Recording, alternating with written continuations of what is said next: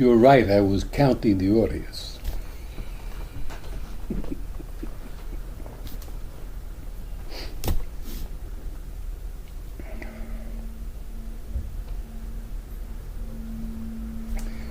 Well, thank you all for having been valiant enough to struggle through another year with me.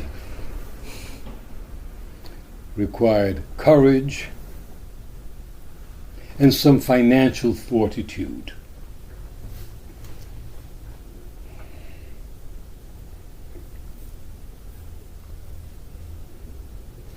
You're not wearing a tie.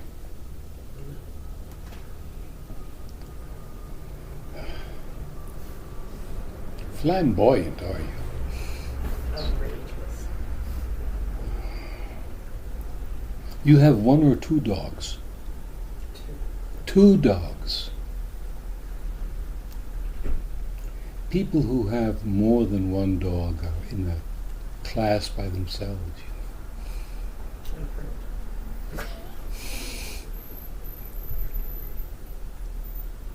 How do you get the hairs off your clothing? Do you have one of those rolling things? Yeah, they don't shed. They don't shed. You have them shaved? They get haircuts. They get haircuts. I've got a great hairstylist. His name is Shlomi. Shlomi is in Brooklyn, and he's terrific. Take your dogs to him. Mention my name, you'll get a little bit off.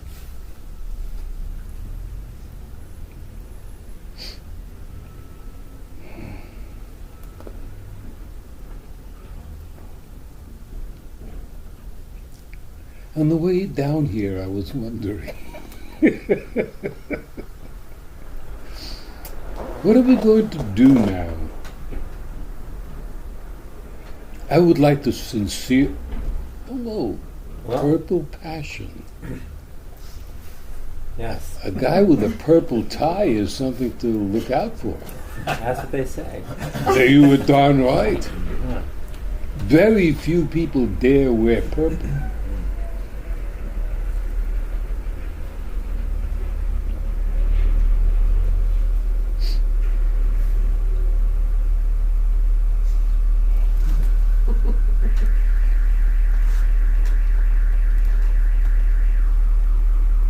Didn't we meet in Greece? Once upon a time. Once upon a time. You had a position in government?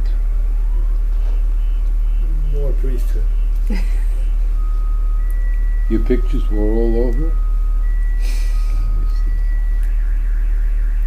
How many years did you get? Not many. Not many. But you didn't leave the business. Okay.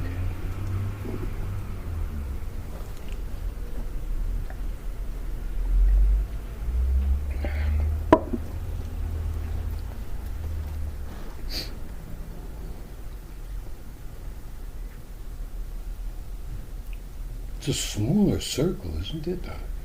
People bundling together for the cold, or does it give more courage the tighter the wagons are pulled here? Some Indians in the kitchen? That's good.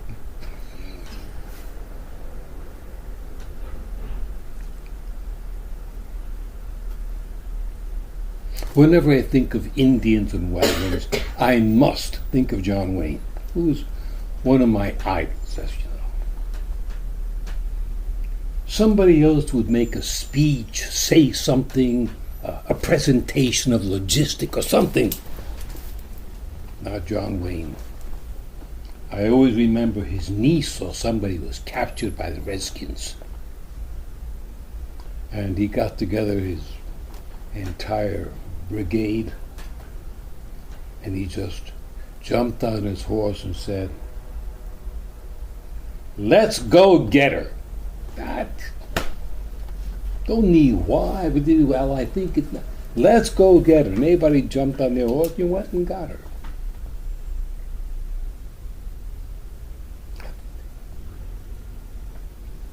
People like to explain so much, present the viewpoint, and a challenge. Let's go get her. That's it. Saddle up. Let's go.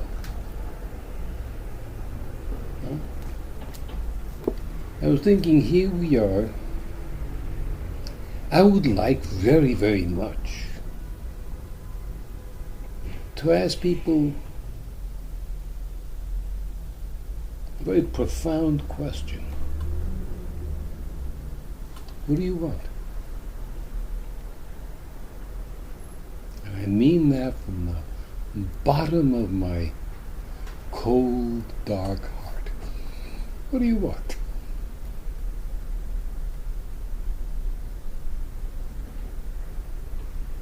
So far, I know instinctively I hit a nerve. What do you want? That's going to be part of the New Year's approach. And, along with it, open up on the audience's part. What can I do for you? What do you want? What do you want to talk about? What do you want to get? What do you want me to do? I decided not to go into a presentation of this or that or this or that, and then after people have heard enough, jump. No, let's right from the front. What do you want? Somebody must be young enough to still want something. Guy with the tie. You look young and wanting to me. Yes. All right.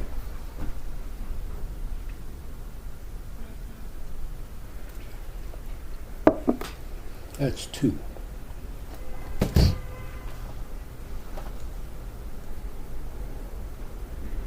The third thing is, how about people telling stories of success? Because I don't want to hear one more floppo.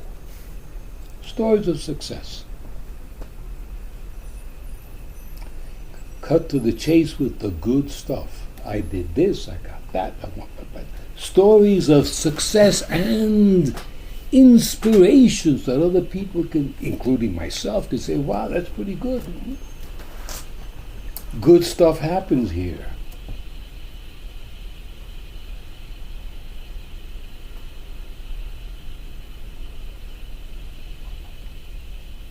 I know it's the rule when people get together they should probe the depths of their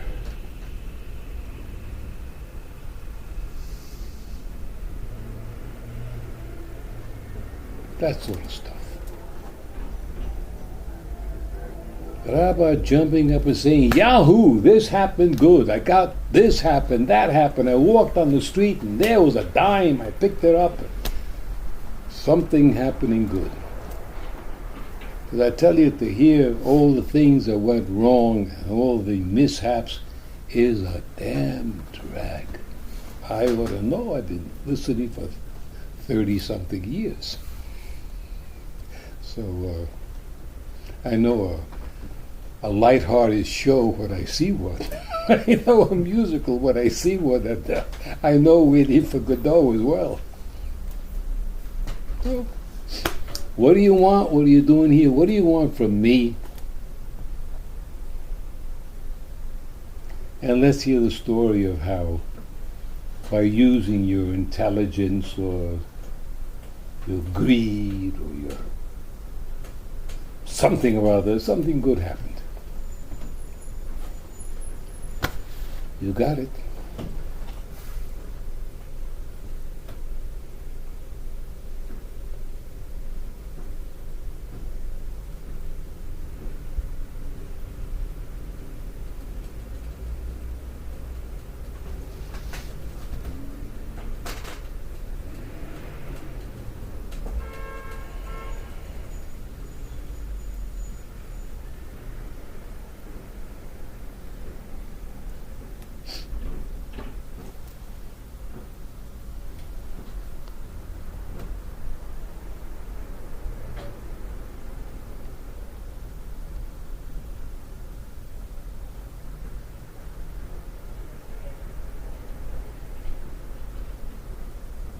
Here's my story of a small success. Excuse me, sir, a little louder. A small story of a small success. A small story of a small success. It's good to start small. Okay. We'll get hotter later. Exactly. I was at the gym this morning. Then I walked in the market and I saw a bag of flour. It was garbanzo bean flour, and then I felt inspired and I thought, oh, the cleanse, oh, gluten-free, oh, garbanzo beans, let's see if I can bake something with it. And I bought the garbanzo bean flour and I went home and I baked muffins from garbanzo bean flour without sugar, and they turned out pretty damn good. Now I know that I can bake muffins from beans, basically, with no sugar, and they taste good. That's my success story of today. Yeah, I'm up for it. Got a lot of possibilities. It isn't a bundle of laughs right now, but we'll have the copy guys work on it. You look exceedingly dangerous tonight. You're a dangerous woman. And you're sitting near the purple passion kid. I think you got a mark in between. Let's take it for what he's got and leave his body on Flatbush Avenue. Thank you. Does that make you feel kind of good? Okay. Is it possible you could even look kind of good? Work on it. You're working on it. Good, good.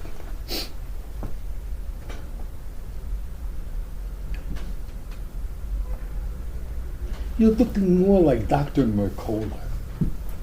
That's the way he comes on. I'll tell you that story. It's a good story. First thing that comes to mind. An event happens, and somehow an event can get turned into just being an interesting event. It can be turned into a piece of something, or it can be turned into a business,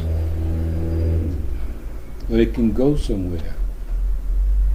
First thing that occurs to me, garbanzo beans, that's supposed to be good for you. Can you throw together a good selling garbanzo bean muffin or something that will sell and bring home some bacon? Because then we have something.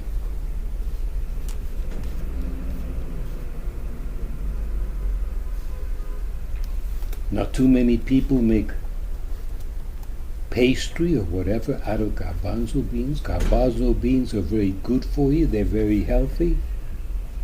Let's take it to the next notch. Somebody recently mentioned Dr. Mercola. Let's get Dr. Mercola behind this thing.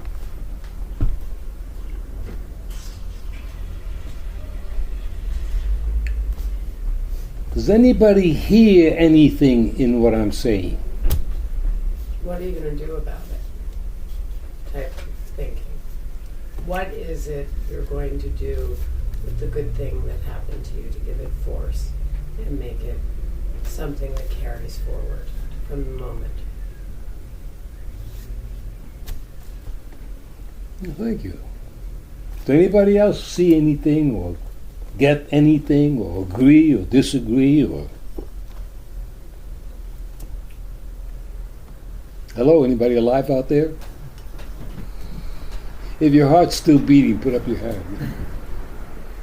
Well, the first thing that comes to my mind, I always like to think from all the way to the top, telling the story how it started. And the story is pretty good. So I can see Yossi going global, internet sales, connected to the wellness movement that is happening now, health food store, all food. I believe a business like this can easily make $10 million first year. And then, of course, you can go into research and packages. Half frozen. There is a thing now that is called deep freeze, which they use in Europe and bring things now all over the world. You put it in the oven for a few minutes and it's amazing. And then you can talk about it on the internet and explain how you did it. And the story comes from, I was at the gym and I found these beans and I said, wow, what is this bean? And this is a great story. So always think from all the way at the top and sit there and think and be as the man who made it all the way.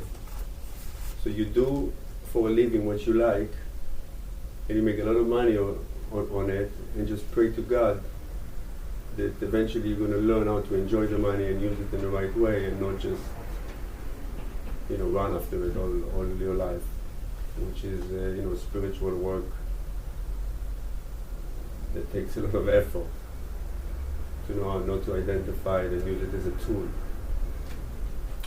And I'm glad you got to the spiritual part that gives the thing a little more class. Do you think we could hook Oprah into doing this? If not, let's get a Stewart. Martha Stewart could maybe go for this. She likes to go for this. And if worse comes to worse, we'll get this South American guy, Carlos Junga or something, get in behind the project, and maybe we'll get the thing rolling. We need a front guy with lots of teeth. Yeah.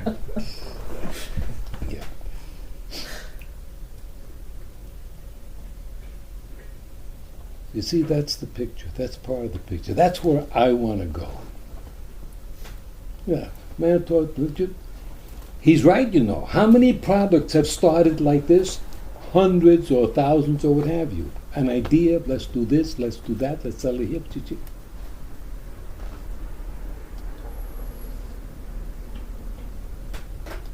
The spiritual part in business is, I think, very important. Mm-hmm. A baker, a vegan baker, that is pretty well known in New York, come across garbanzo beans? Hummus. Hummus. You baked Hummus is garbanzo beans. Wow, it's incredible. I can't even picture this. Those Puerto Ricans don't know that they've been eating hummus for 200 years. I thought it was a thing. Chickpeas, wow. Chickpeas, that's Exactly. the chick, yeah.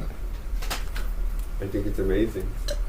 Yeah, so if we think about it, so it's not that I come and I say, wow, flour for hummus, it's lovely, and then I keep going. It's like, this is what he does. He comes across something that he never seen before. This is a sign. Try it.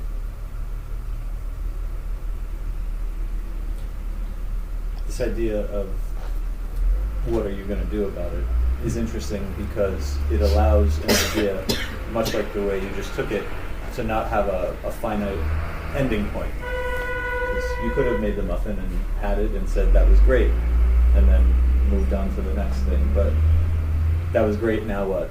That was great, now what? And continues to let an idea grow and build, and doesn't give it a stopping point. It's a good question to keep asking. See it now.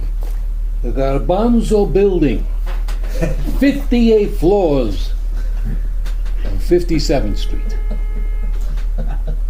In front of it, a battery of CIA people. Because those big executives up there, that Garbanzo being guy, Mr. G, can't have him captured by those other intelligences out there. You know who they are.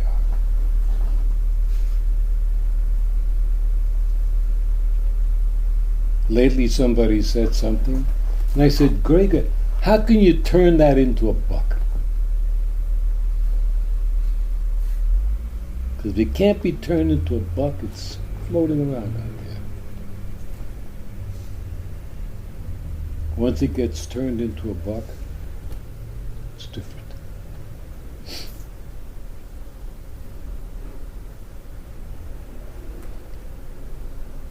Recently, somebody said something about you have something in mind. Good. When you put it on paper, it takes another dimension. I may have said that ages ago. It sounds like something I would say. When something becomes written on paper, it has a dimension. You can tear it, you can throw it. It exists. This is just talking to yourself, talking to yourself, talking to yourself. Write it on paper, it exists. Make a little cheap notebook out of it and keep adding to the idea. Gee, what I put yesterday, add to that.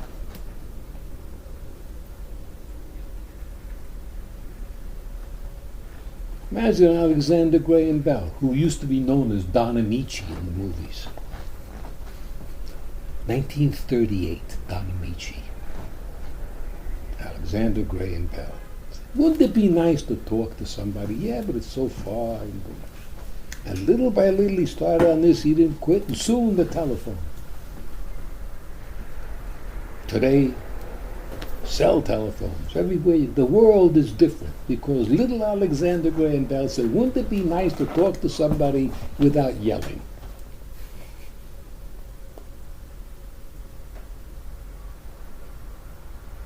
Everything we've got of value, from a bridge to heart surgery, was once somebody's idea.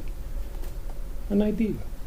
Gee, wouldn't it be great to have somebody fall off a building and their kidney is good and this guy is here and his kidney is bad and give him the kidneys? Wouldn't that be a great idea? Wonderful, let's do it. And after 30 or 40 years of trying a million times, with a raft full of heartbreaks and disappointments and what have you, it's done. That's with everything. But if the subject begins, poor me, gotta be a flop. Thank you. I know that I'll remember that story. And because I have a job here, I get paid for this, this isn't a freebie, I get paid here. I have an obligation. I will accept the obligation. I want this idea to possibly take you to wherever you want to go. That's my job, is to help you and you get what you want. That's my gig. I pay the rent with that. This isn't a hobby.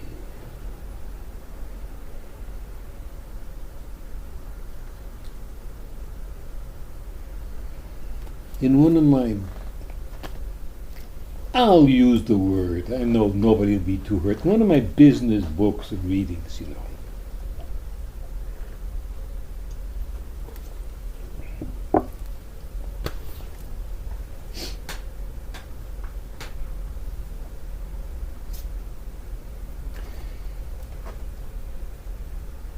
If a part of oneself says, I can't do it,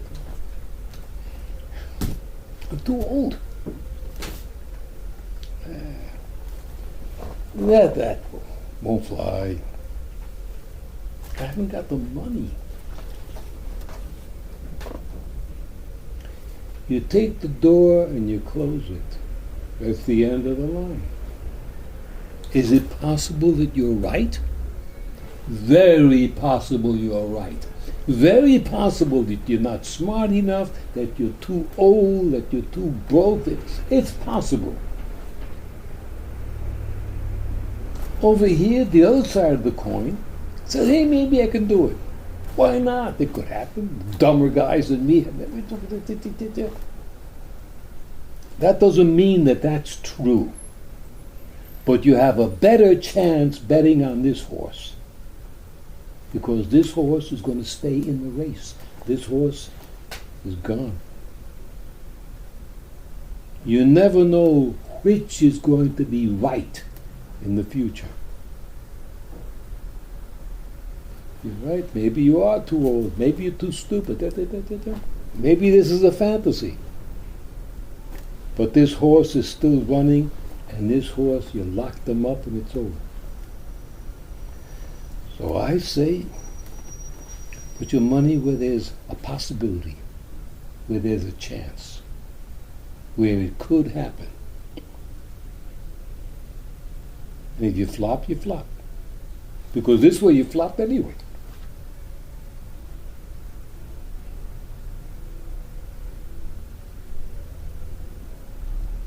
So you see, I've taken it on myself. My job is to help you get your dream.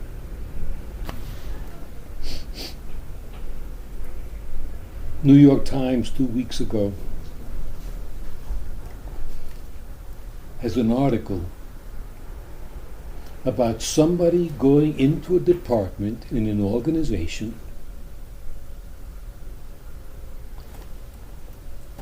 being head of that department, being put in, and their job, as explained by these 4 writers, is for that person that goes into that department. It's not their job to do the job. For that you're going to get hated and flop. It's your job to help the other people in that department do their job, do it better, do it all that. You're supposed to help them do the job. The better they do the job, the more they get paid, the more you get paid. You're not supposed to do more than help them. There's 4 pretty slick people who wrote 4 good books I had in my hand at Barnes & Noble. But your job is to help other people do it. That's my job. I'm not going to make muffins. I hate to tell you how embarrassing it is. I tried making toast. Can you believe that? Everyone knows I'm not a great cook. The smoke filled the apartment. The fans were on. The front door was open. Sue said, "The apartment's on fire." That's what happens when I try to cook. Floppo. I don't know how to do that. But I do know how to do this. Yeah, man, out of this little idea, garbanzo muffins, you could become a king. You could have Oprah at your house cooking. That's how ideas start. And what happens when you were a kid, when I was a kid, when he was a kid, your father says, "Come on, get a job. Go work in the sanitation department. Real job. Gonna get a pension when you're 90. You can't do that. That's stupid. Get a real job. Come on." And in walks his stupid friend who's dumber than him, who drives the sanitation truck. "You're right. Why don't you listen to your father? Get a real job. You could join the army if worse comes to worse." And the stupid and small-minded of this world, they take that to be their job, to tell you it can't be done. Grow up, get serious, get a stupid job digging holes in the street. They take that as their credo. So if you don't have somebody who'll come along and say, "Give it a shot. Let's see what happens," you die. Takes the heart out of you, takes the gut out of you, and one day you wind up joining the army. They take care of your teeth, they give you something to eat, they give you a place to live, and all they ask of you is once in a while get shot. That's easy.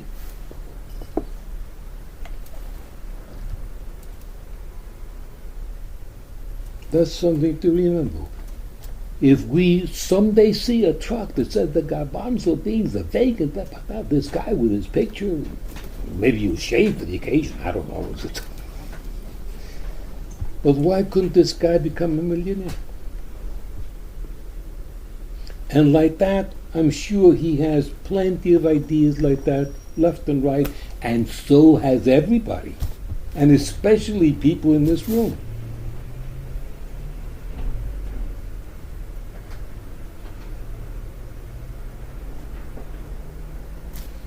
Wow, you made my night, man. You made my night. That's what I like to hear.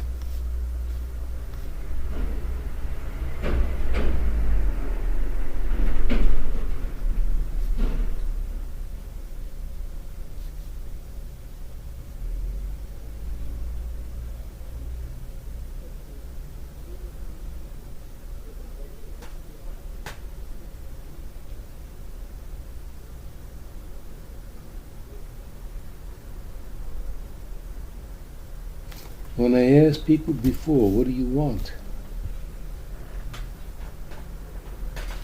Maybe people, I don't know, think you go to some society or something, the Pope or something like that. And whatever you want has to be lofty and important and meaningful.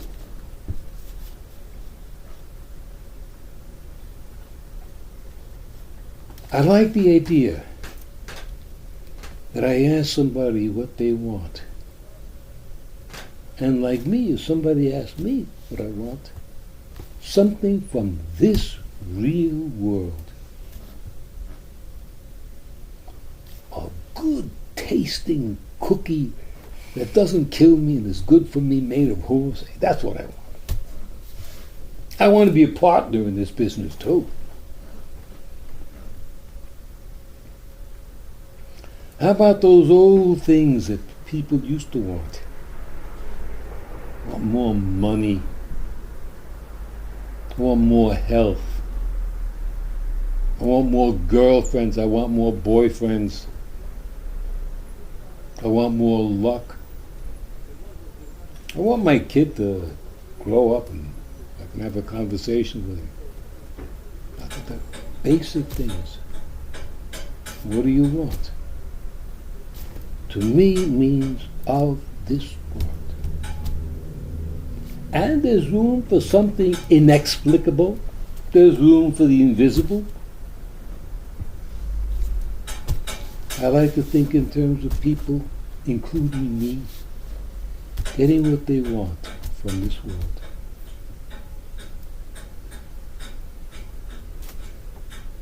That's the prisoner in the next cell tapping out the little Morse code. Get me out. My name is Lefty. I've been here 30 years. My other side is Clint Eastwood. I'll dig a hole, man. Yeah, real world. That's, and I think, thinking in terms of the inner things like lines of this guy is the best. The best. He puts time into it. This is the pro. Thank you for being there. The more you invest of your effort and your knowledge and your time into these inner things, gives me a break. Don't ask me, ask him, go bug him.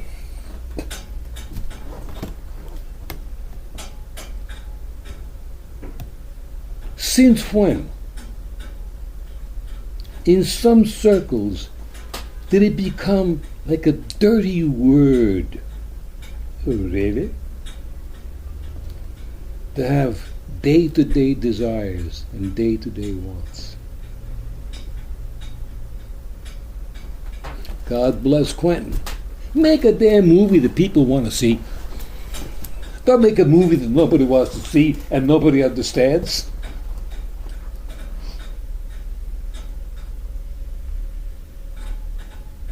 Yeah.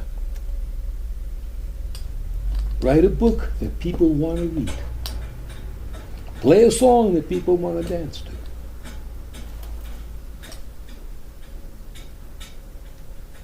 I like this world.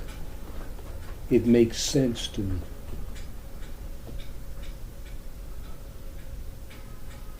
When old men get old, they start thinking about how brittle their bones are. Winter is a nice time for this old man to be sitting in his house in Bermuda or St. Croix with a nice manicured lawn, having a little Pepsi Cola or something. Don't be hurt. I didn't mean it to hurt your feelings. A regular life like.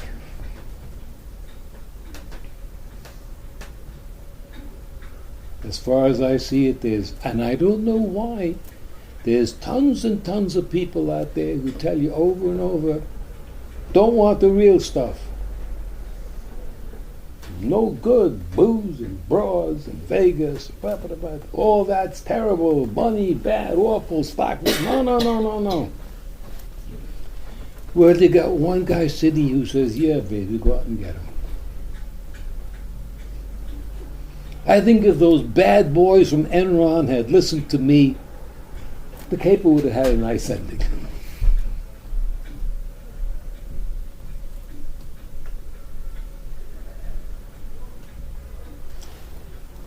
What do you think? Tell me about what's causing you to smile.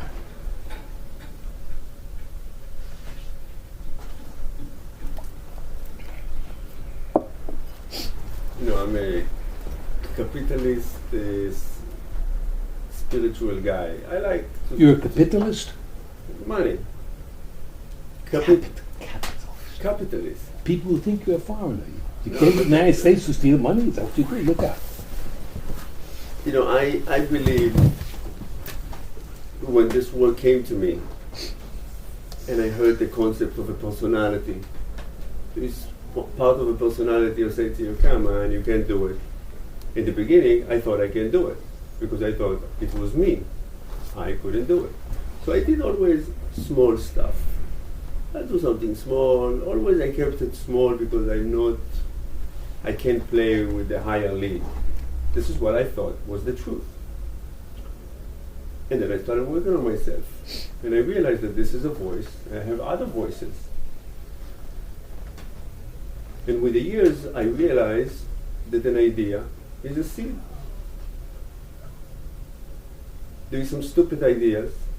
I've had them, other people had them too, but there's some damn good ideas. And I believe the right idea comes to the right person at the right time, because the world is always changing. I also think that an idea, if it's a business, it has a beginning and it has an end. I think a business is the best school to learn. I think a business will get you out of your regular yourself, you know? Don't change anything. I want to be comfortable, always seeing the same people. The nature of being like this, the spiritual, I think it's a moda, you know, it's a trend. Spiritual, I'm sitting, I'm in my community. The ideas stay with the small communities. So you receive ideas from a higher level and you keep them like this. So you will not get any ideas anymore because you're not doing what you're supposed to do. It's to spread it. But when you work, bigger your business is, the bigger the opportunity you can spread. If your business become a business in the city or in the state or all of the America, you start to talk to people and you start to spread your ideas. Now, of course, we have to apply what we learn about ourselves everywhere we go. Most of my life I work. That's what I do. I used to wake up years ago at 10 o'clock in the morning. My business is open at 11. Today I wake up at 6 in the morning.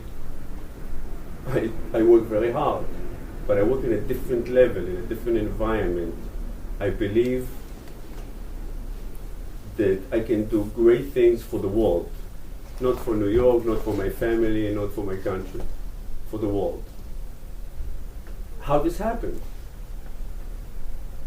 Let's ask ourselves, how this happened. I changed. How did I change? It's a good question to ask. How did it happen? Most people don't change. Many books I read said, listen, accept yourself the way you are, be happy, enjoy. People don't change, but we do.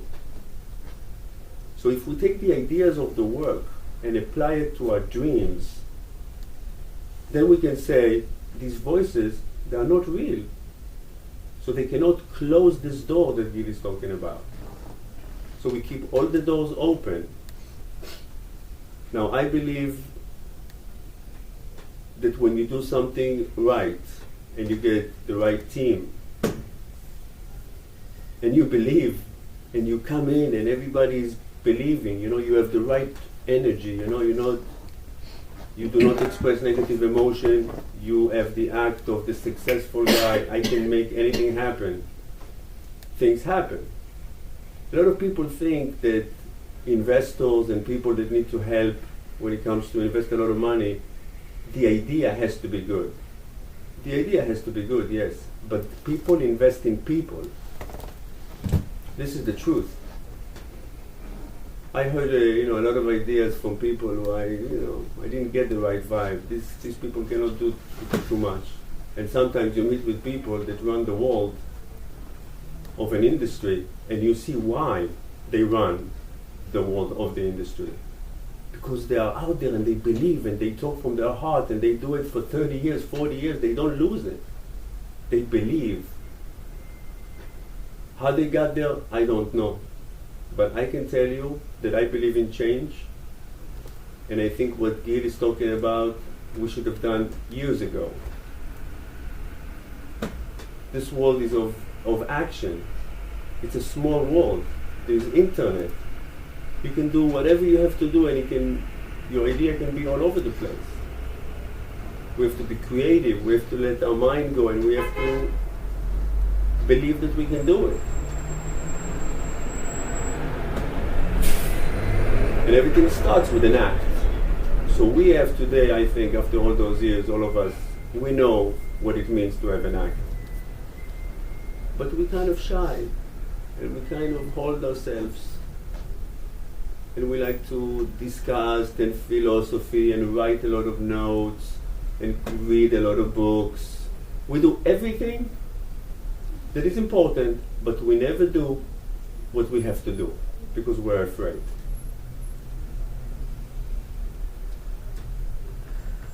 It's not easy. I'm not saying it's easy to do something with fear. But as you do it, I think you learn that it's not that bad.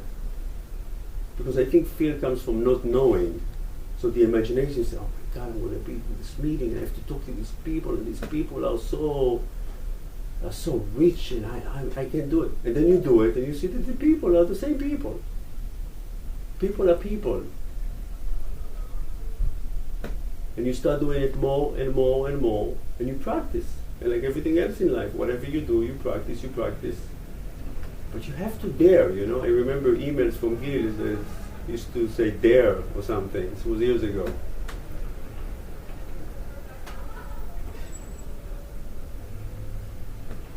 I don't know, I always thought that the work is about being very good householders. Very good householders. But householder is not a person who pays the rent. A householder is a person who has a big house and he holds all of it, and he provides and he helps other people, and money for him is a game. We go to work because we want to play the game of money. So if you want to be good in a game that you play, you have to collect points, and points are money. If you don't make money, then you don't know how to play the rules. You don't know how to play the games. You're not a player. So you're limiting yourself, and I think your development. My favorite part in the books is when Gurdjieff, or a teacher, tells someone, this is what you have to do. If you don't do it, don't come here anymore. And they are devastated. Oh, I was dying in the room. How can he tell me this? And he doesn't have a choice. And he does it. The army is like this. The army is like this. You're 18 years old. They give you a gun. You have no idea. And then they give you a uniform. And you're like in a shop. And within a month, you can, the gun is all in pieces. You are running. You are going. In the beginning, you were like this. But you don't have a choice. What are you going to say to yourself? Hey, Mr. Officer, this is not, I can't do this. Can I do something? No, you can't. You don't have a choice. I would love my teacher to tell me, okay, this is your problem. From now on, this is what you do. Yeah, but this is what you do. If you don't do it, don't come here anymore. I like it. I think this is real work. I do. Thank you. Thank you. This is the work, not the idea, not the philosophy. It's to gain information about yourself so that you can understand others better, and then in life do things. Act, move.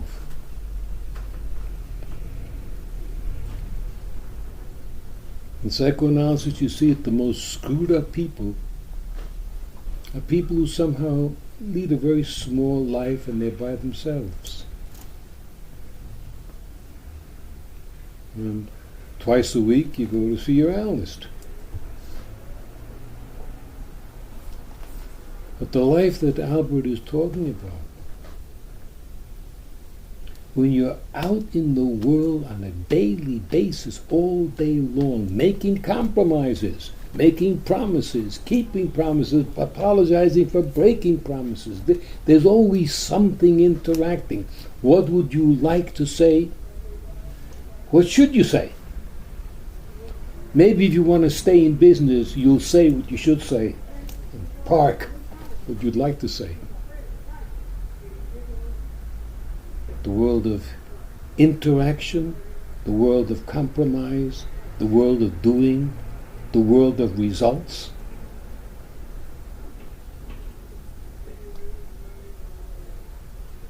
Yeah.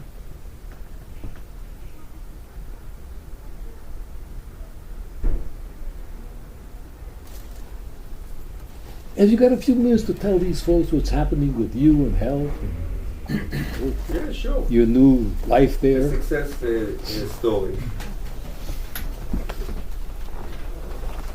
So everybody knows Alejandro Junger. Alejandro Junger is a doctor. I'm going to tell you some things here that please don't talk about them outside. So the personality, I've known him for many years. His personality is very extreme. He likes to eat a lot of junk, and then he goes on a killer regime and gets into an amazing shape, and then he falls back into eating crap. And this is how he jumps, like this, for years since he's a child. My opinion was always that he developed a program for himself.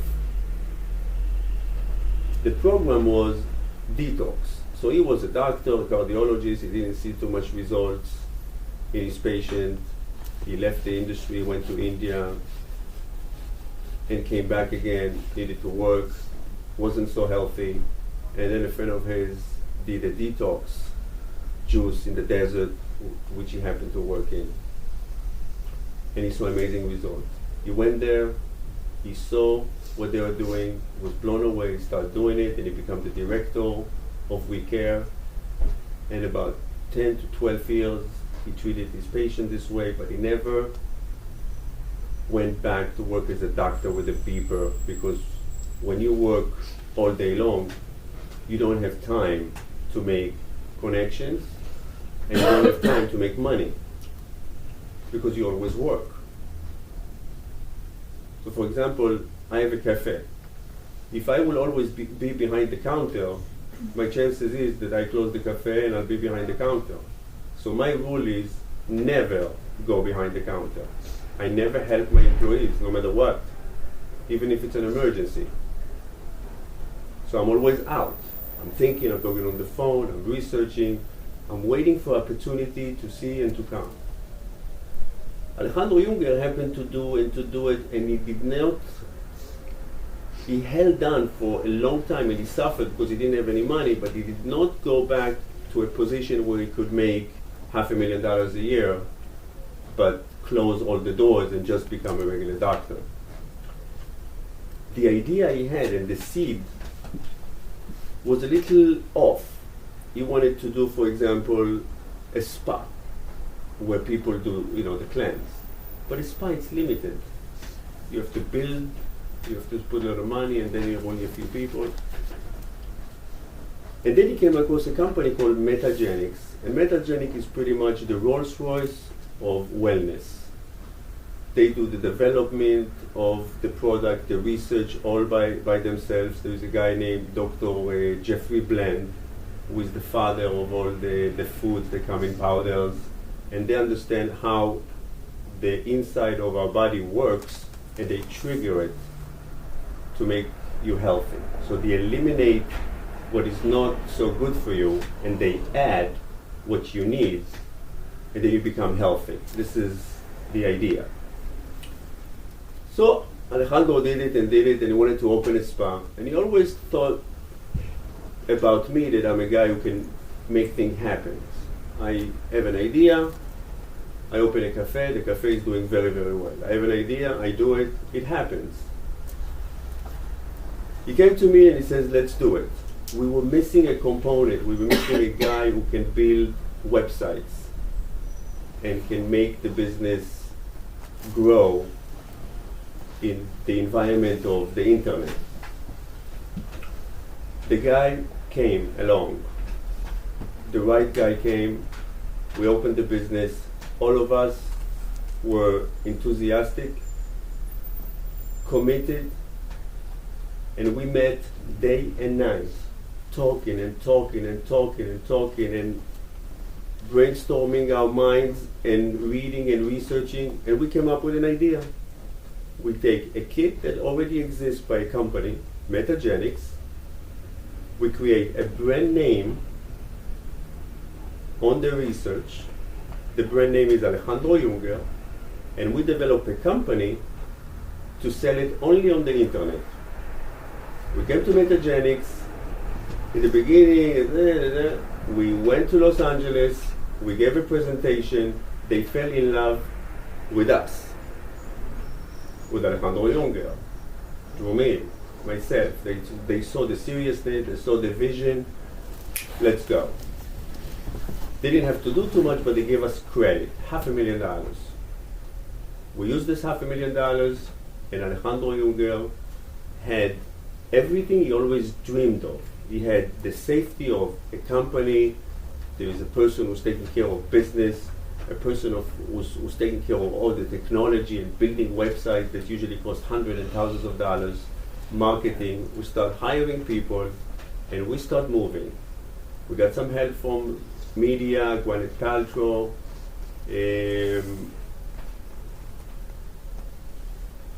and I think what we do, it's when we see an opportunity, we go on it like lions.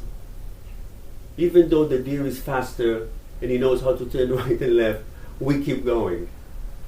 Eventually we'll get it. And I'll tell you a story, a success one. Martha Stewart asked us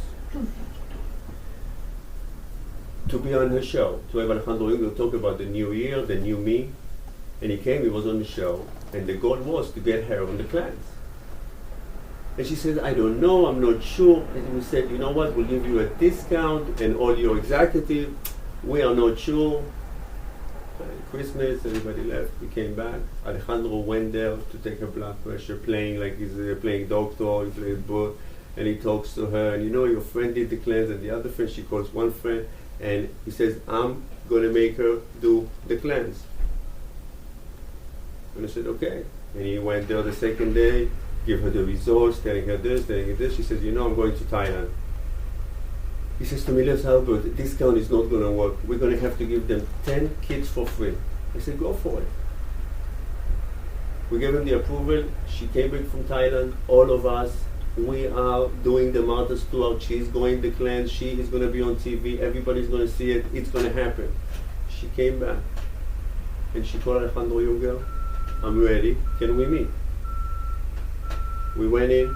She's on an 8th day today. This is her 8th day. And 10 of her employees are on the cleanse, starting on Sunday. So now, let's take a regular person. He has the opportunity, he has the company, he goes, oh yes, I'll be in the show. He does the show. Listen, I want you to cleanse. No, thank you. He goes home. But Alejandro doesn't go home. He doesn't. And we make sure he has all the backups he needs to do what he needs to do. So in order for you also to be successful, for example, I am very successful because I understand my job very, very clearly. My job is to provide the environment and the safety for the rest of the employees to do what they have to do. Without this, there's no company. Without this is what he was doing for 11 years and getting nowhere. This is my gift. I'm not a talented, I'm not a doctor, I'm not a star. I don't know how to speak in public. I have a heavy accent. When I say capitalism, nobody understands what I'm talking about. I cannot go on TV. I have to go with you to explain. Exactly. So you have to know your gift. What is your gift? And take your gift, learn the instrument and let it rip. And the team is extremely important to provide and to push and to give compliments. But not compliments, oh, you're so great. You know, when you do this particular thing, you are very good at this. So the person knows this very particular, very specific is good. You give him a point and a point and a point, and you develop his confidence. And when he makes a mistake, you have to carry him a little bit. And Alejandro Junger makes a lot of mistakes. He's up and down, and we carry him. And it's a team, and it's work. It's a lot of work. But look what I get. I got what I always asked for. Years and years, I was telling Gil, I would love to do what you do. Something that you like. Something that help other people. Give them consciousness. Help them develop a business, make more money, be happy, be better husbands, be better wives, be better. This is, it's very bad. For me, to be a part of a team, a very important part of a team, to spread wellness and health to the rest of the world is wonderful. I always thought, what am I going to do? Gin store, cafe, I cannot save the world. But it came on my head. It just fell on my head. Because I believe I wanted it. I wished for it.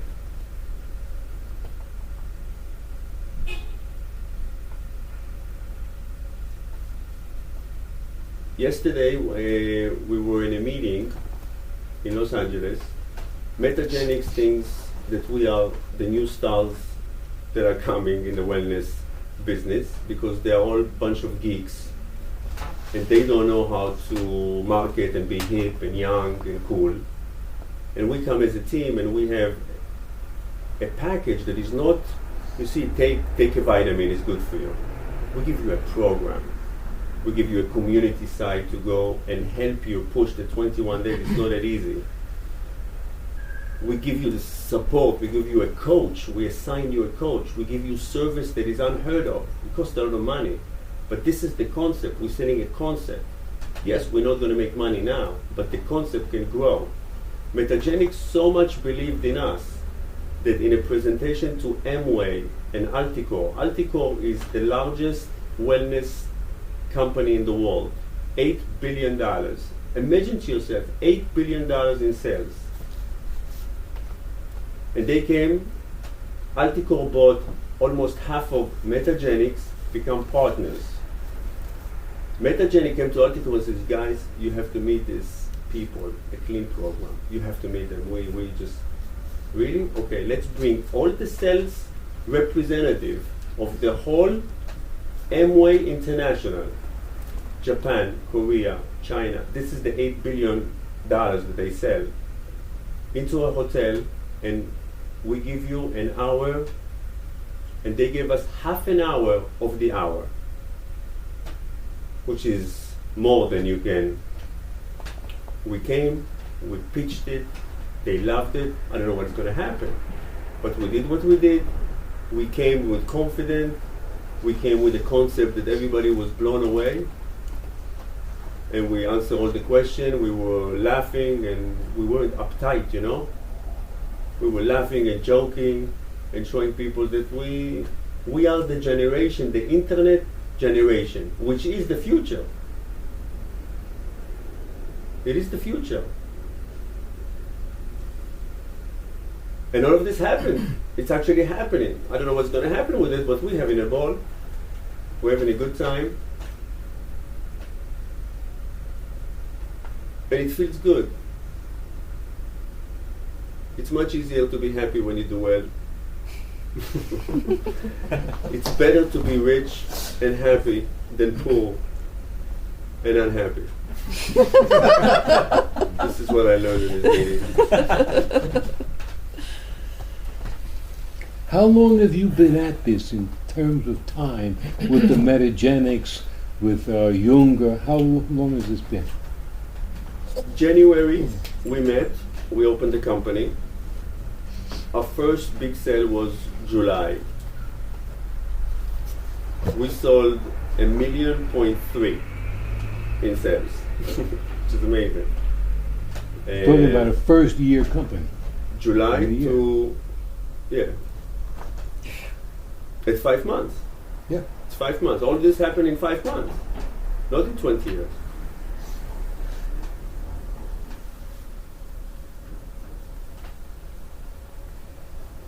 I can also tell you that the employees, all of them are practicing one type or another. Some of them are Buddhists. One of them is an Indian guy who comes from a family very strict and traditional. We do the sensing exercise before a meeting. We did a 10-minute sensing exercise before the Martha Stewart show. The assistant came in and she says, everyone's like this. What's going on? She says, we're meditating. Shh, close the door. Sorry. She closes the door. So we insert work ideas into our company. The young kids in our company, you tell them, okay, close your eyes. What he's going to say to his boss? Oh, come on, stop it. Everybody loves it. Alejandro needs it. Before he goes on TV, he needs to be calm. And we incorporate a lot of work ideas, no gossiping, no negative emotions. If you have anything bad to say, keep it to yourself. Thank you very much. And say the truth. We also have other things that we think it's very important. It's to give to others. And the motto of our company is we care, because we are in a wellness business. So when you buy our product, we care. We will call you and say, how are you doing? Do you need anything? Do you have a problem? What can we do for you? There's a community site, go in there. Other people see that we care, they start to care. We have 4,000 people on one website, blogging, helping each other. It's unheard of. We did not think of it in the beginning, but when we saw it happen, we developed it. So the idea does not have to be complete 100% with the business plan in 20 years. The seed needs to understand the seed has a possibility to be a tree in the Amazon, but it's this small. Nourish it and pay attention, because there is a bigger plan for us. And I think everybody's in tune with that. And it sounds a little crazy, but we're having fun. So we go to work and we're having fun.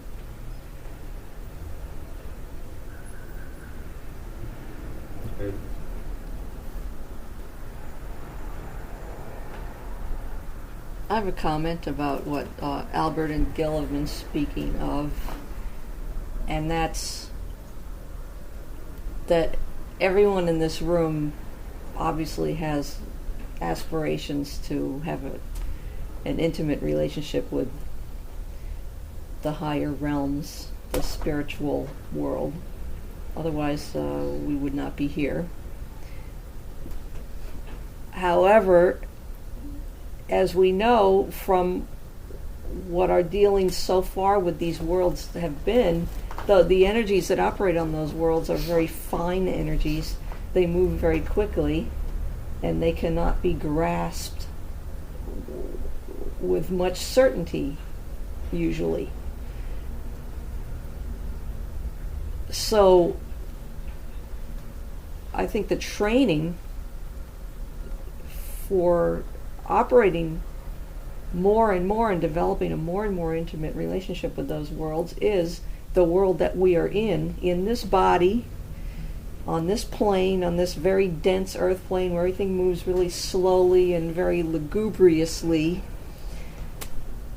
Let's learn to manipulate this world around and figure out what the energies are in this world, and if we can do what we want to do with the energy, because money is just energy, and actions are energies, and ideas are energies. Let's learn to use these dense energies on this plane, and if we can do that, that's when I think we'll be able to approach the other realms and be able to have that intimate relationship with those realms that we seek.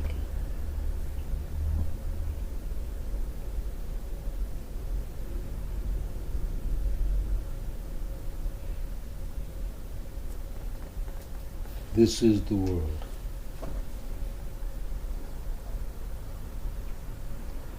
We fit in this world, we work in this world, we try in this world, we fail in this world, we die in this world. This is the real world. There's an invisible world which complements and nurtures this world. If we wish to leave this world and enter the invisible world and have that be most of it, and this as an aside, I think that's I won't say error. That's not the way I'm walking.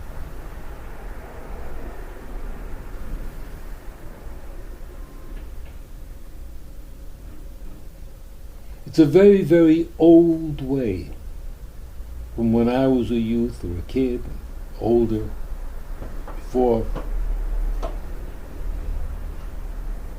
People generally went to work at a job for the sake of paying the rent and eating. The structure was such that people didn't feel that they were part of the company they worked for. It was so archaic, it was like slave labor. We three are the bosses, and you work and die, and you're interchangeable pieces, and I know you hate us, well believe me, we hate you. And that world never really got too far. The world I grew up in, it was an ugly world in many ways. Nobody on my block that I grew up with had a career. What do you and a word like delicatessen, hard to spell. Career, what the hell is that? You had a job.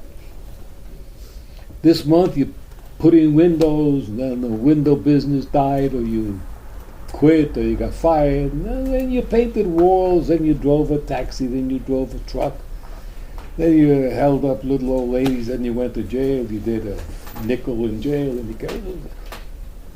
It was that world. The world that Albert presents now is a world that I've come to understand. I didn't grow up in that world. come to understand. A person walks into a place of business, and the marriage has to be between the people in already and the people coming in. Yes, do you want to come in here and make this thing go? If all you want to do is get your salary and leave at the end of the day with your $5 or your $8, it isn't going to happen. It's not going to be interesting. Everybody's talking about something being beautiful. It's going to be, gain my bucks, I did my time, in 3 minutes I'm out of here. Ding, there goes the 5 o'clock bell, clunk, throw my hammer on the floor, day's over. But people to come inside and think, where this business goes, I go. As this business happens, I happen. If they make twice what they're making now, there's room for me to make twice what I'm making now. If it gets bigger, I'll be it's a dance. It's something wonderful has to happen where people's dreams come true. Not a place where you go and you strike and you hate the management and the management hates you. And in those days the police used to come with clubs and guns and break up the communications between employers and employees. It was hell. And now, as a people, we're slowly getting out of hell.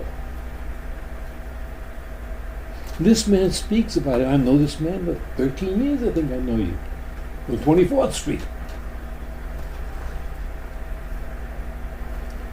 What a ride, what a pleasure, what a pleasure, what a pleasure to be part of this ride. Well, thank you, man. What you have given me is beautiful, and it isn't a gift. You can't put it in the safe. That's what, to me, the work is about. It isn't about you're a jerk and you're stupid and you're asleep and go dig holes somewhere. But I didn't see it that way. I don't want to see it that way.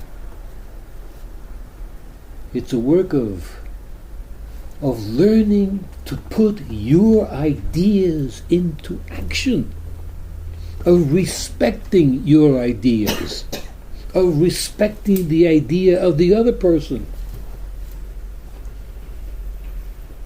I really heard you when you said about this garbanzo thing, because I'm into garbanzos. I eat a lot of that. Doesn't make you fat, doesn't make you skinny, doesn't cost too much, it doesn't taste too bad either. Hummus is one of the big favorites in my refrigerator. I think it can happen. And why not?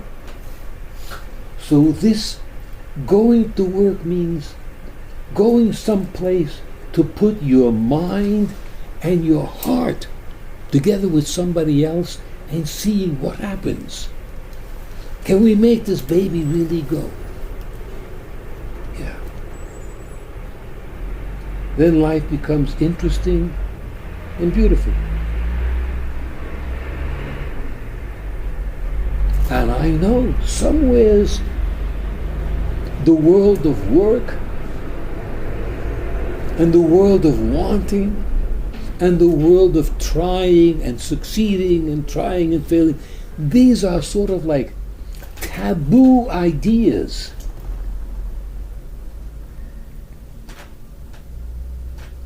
Your mind should be spent thinking of other things, highly philosophical things, highly, quote, spiritual things. What do the angels have to say about that? And honestly, I don't know what the angels have to say about too much. And I'm not really that driven by what the angels have to say. That really turns me on. That turns me on.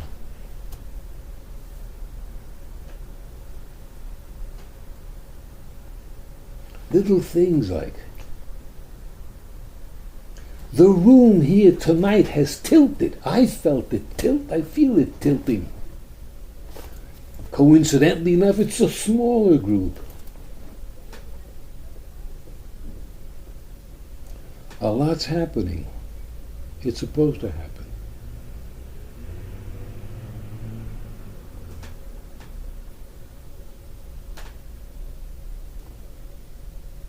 I came to believe in the world of business. I came to believe in the philosophy of work.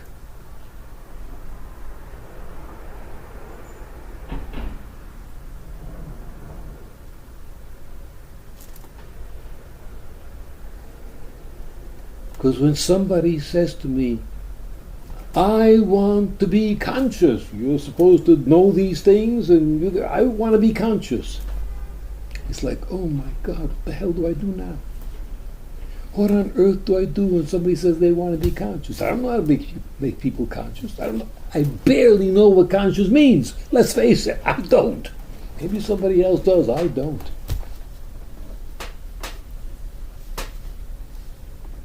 I ask, what do you want? Oh, I want to be immortal. I want to go to heaven. I want this part of me to understand that part of me and the energies of myself to do. I don't know what the hell you're talking about. And then I hate myself because I don't really care. Yes, it's got some interest, but not for me too much. I know that if a car is standing still and it's not rolling and the battery is dead, man, you gotta push this car for a mile, hoping that it turns it downhill and it's never gonna start. Give me a car that's rolling and I can help the wheel turn this way, turn that way, turn this way, as long as it's moving.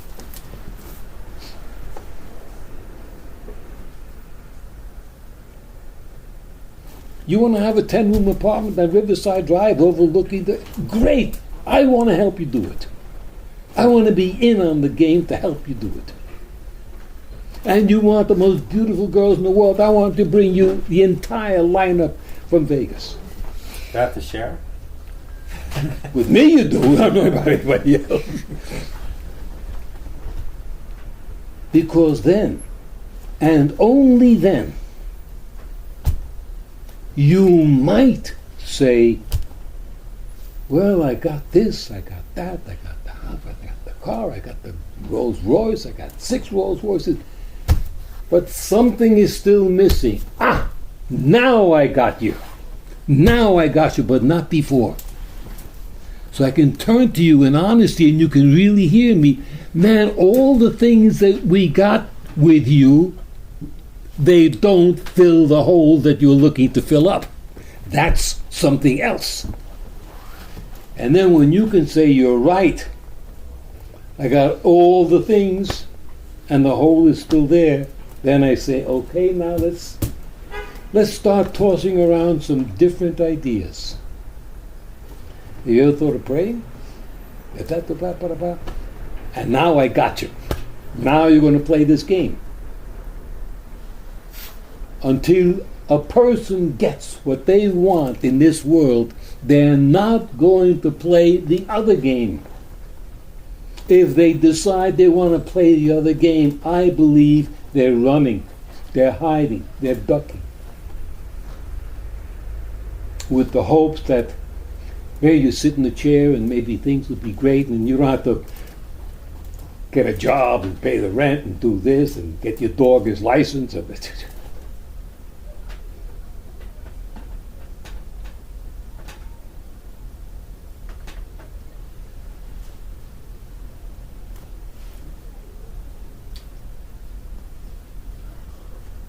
You know, I think that we always look for new ideas. And we forget that we're doing something for a very long time. For example, I go to Dushan. I like to go to these restaurants. For me, the experience of going to Dushan is they are not good, they are excellent in what they do. They're great. And when you are great, it's very unusual. How many businesses do we know that are great? Very few. And they do very, very well. But when you're good, yeah, you're good, so what? Good and staying good, it's a big problem. Because you stay good, or medium, good, medium. For example, I have a baker. He makes biscotti only. And he doesn't even, I don't know where he is. And I said, do you make anything else? He says, no. I'm Mr. Biscotti. I make 4 biscotti. That's what I do. It's biscottis. I don't know what he does. People are dying for the biscotti. He UPSs it to me. He UPSs their whole world. He sits, wherever he sits, I don't know where. And this is what he does. One day he calls me. He says, I made a new cookie. I said, no. He says, yeah, I made a new cookie. He's a gay guy. Very particular. He says, I'm going to call him at Parma. I'm sending it to you. It will arrive, I think, tomorrow. I taste this cookie. And I melt. I can't. With walnut and the kid. So, this guy is an interest to me. I said, what do you do? He says, this is what I do. I've been doing it since I'm a kid. I like biscottis. And then he gets rid of the cookie because the cookie interfered with his greatness. And you know what? He does very, very well. Everywhere I go, every good restaurant I know that respects itself and wants to be great has this biscotti. Only 4 biscotti. So we don't have to be Dr. Junger. Dr. Junger come once in a while. You don't want to be Oprah. Yeah, you may. But be great in what you do. Great. I can tell you, go to Dushan and you will see what is a great bar. You drink or you don't drink. You see what it means to have an experience, of service, of kindness, of being present, in a conversation. It's a nice experience. This is what we have to do, not to be geniuses. I always believed in it. And it's all I had. I didn't have anything else. What else can I be? If I have a coffee shop in Soho, let's be the best coffee shop in Soho. What else can I be? I can't do anything else. Want to be a singer? That's what I have. So it's very important to work with what we have at the present, because the years and years of experience, they count. Because this is what makes you great, the knowledge and the experience, not your talent.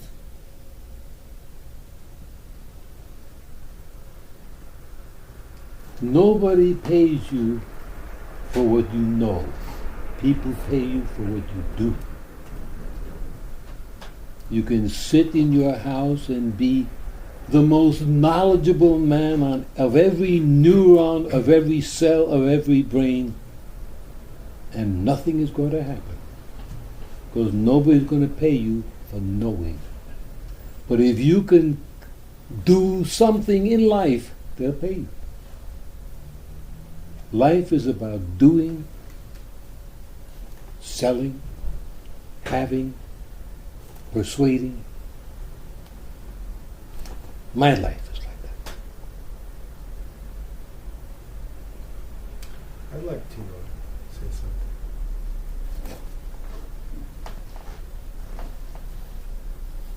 I think with daily practice comes a point when one begins to feel more content, more happy about his life. And I think that is, if one is really paying attention,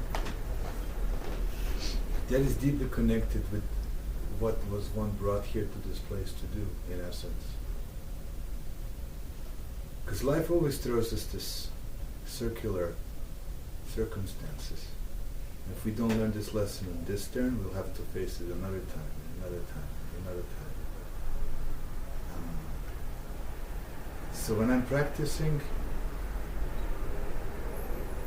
I begin to feel the result of my practice is feeling better about myself.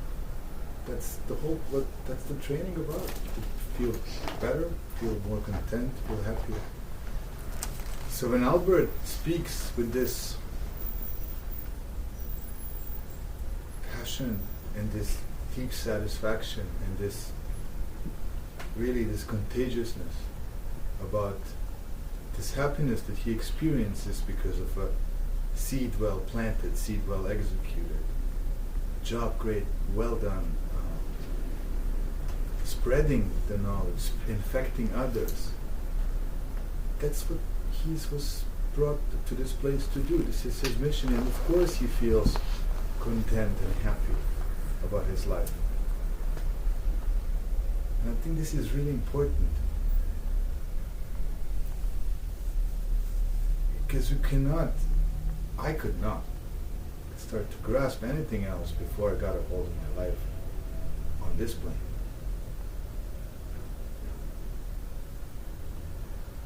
And only then I could see that, oh yeah, I have like a few thousand in the bank.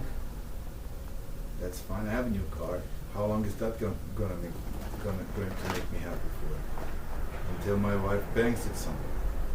And then I'm not so happy about that car anymore. So it's not that car that makes me happy.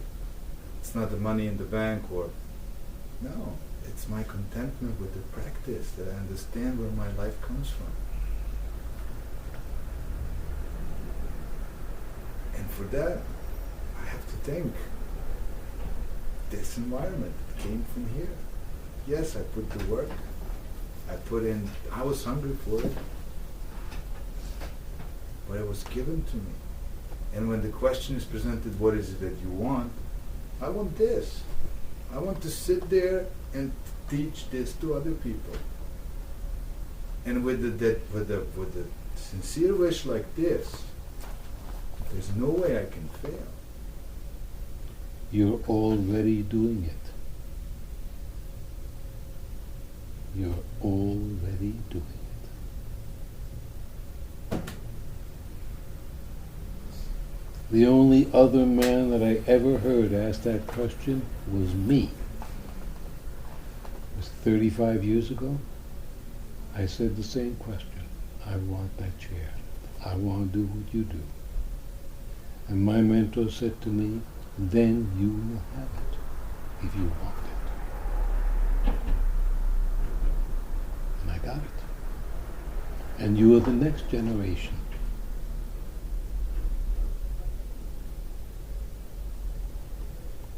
We must learn, and we can speak to each other as I see you folks as teachers.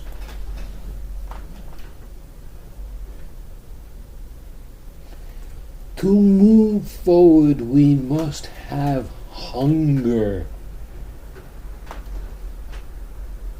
Hunger to have, hunger to explain, hunger to know, hunger to have our visions happen. That's part of what I'm saying about making something happen. Allow yourself and your students to be hungry, because when somebody is hungry, automatically, in a sense, they salivate. Their stomach turns, produces juices. They want. They get ideas. They're alive. What's making the lion alive? His hunger. So his eyes are sharper because his tummy is growling and his eyes open up. Yeah. He's alive. If not, he's laying there dead. Oh boy, that missionary was good. You know, those missionaries taste good. The sleeping lion. How many hours did this man spend in the fact that a restaurant, people come, do they come by God? All these invisibles, they're good to ponder. But the person has sat down there. It's his responsibility to bring that person what they walked through the door to get. You owe them that. That's not a favor. You owe them that. They came here. So we can make, you walk by the grocery store guy, you got a thing, a few bananas there. Good morning, how are you? When you learn to do that and really say, hey, if this guy weren't here, I'd have to walk another 10 blocks for a banana. This guy's life and my life are somehow interconnected.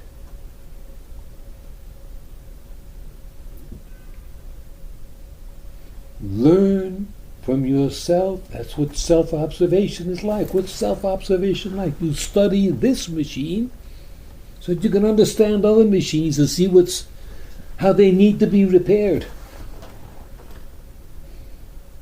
As teachers, I help you repair you. You help somebody else repair themselves. That's the idea.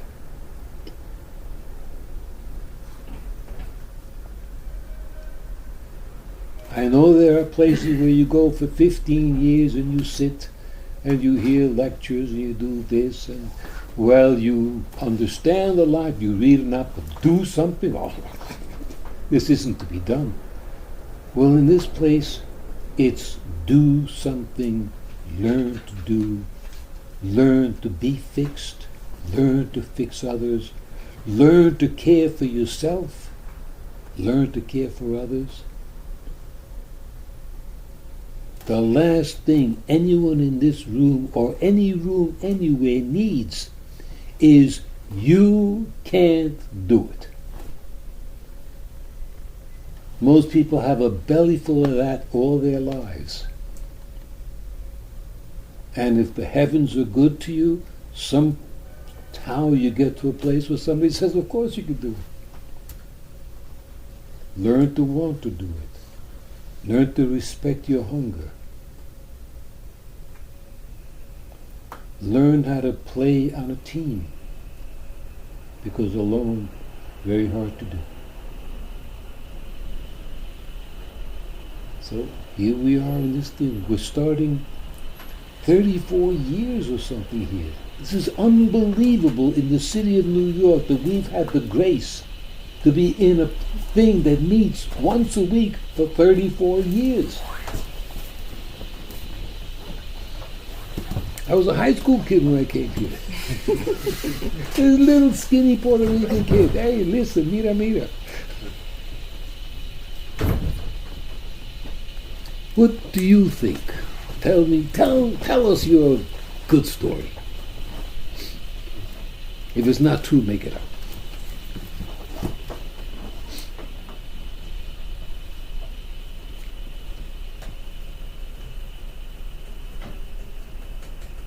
I was just reviewing presently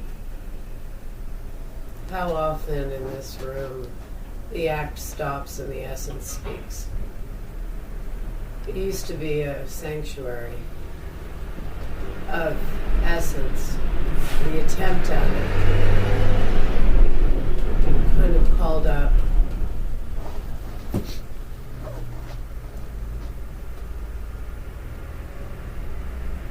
the fourth way was always, to me, having been raised with all the trappings of life, and I do mean trappings. So all I saw was a hole, even though it was all full of stuff. The fourth way was a way to learn how to be amongst the stuff and desire the stuff and have the stuff, but not be of the stuff. It was the choice of a path that said, I can have this and I can be of a finer thing.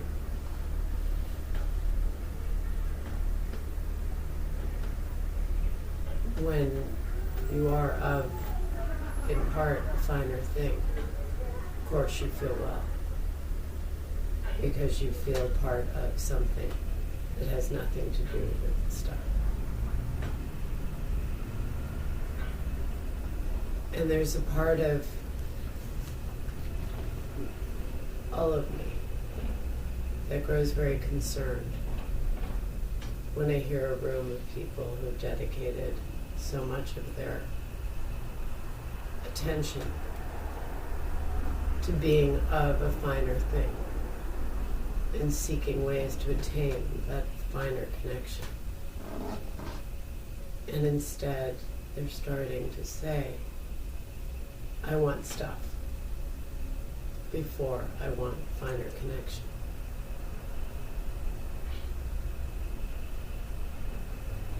And it hits a certain place in my gut.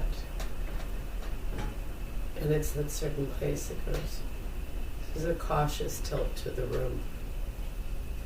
And it must be intended, because there always is an intention that is bigger than me, or my ability to perceive, behind everything that transpires in this room.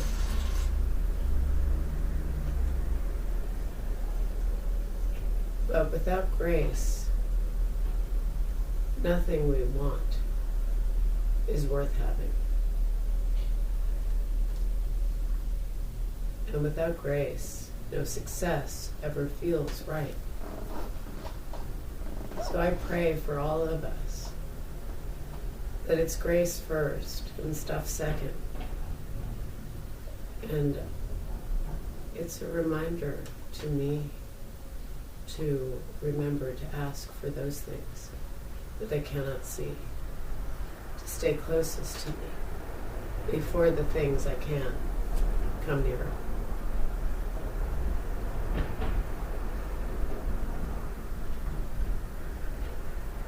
And that's what I'm feeling and thinking right now.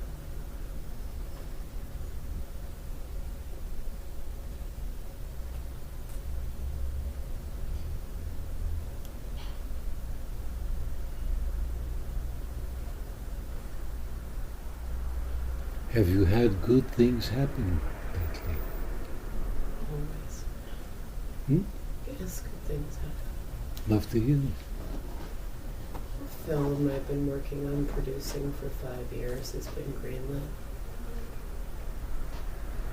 And we'll go into production in March and April. And every cast member we've honored has said yes right off the bat.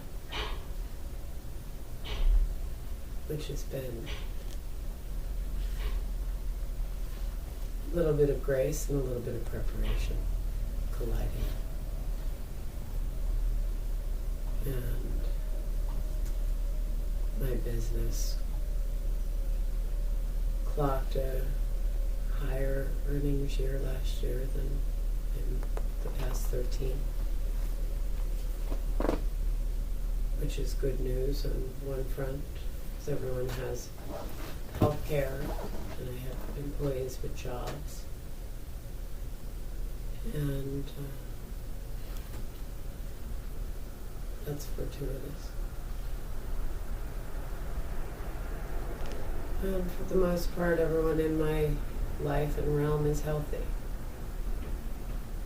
And those that I'm attached to are breathing and well.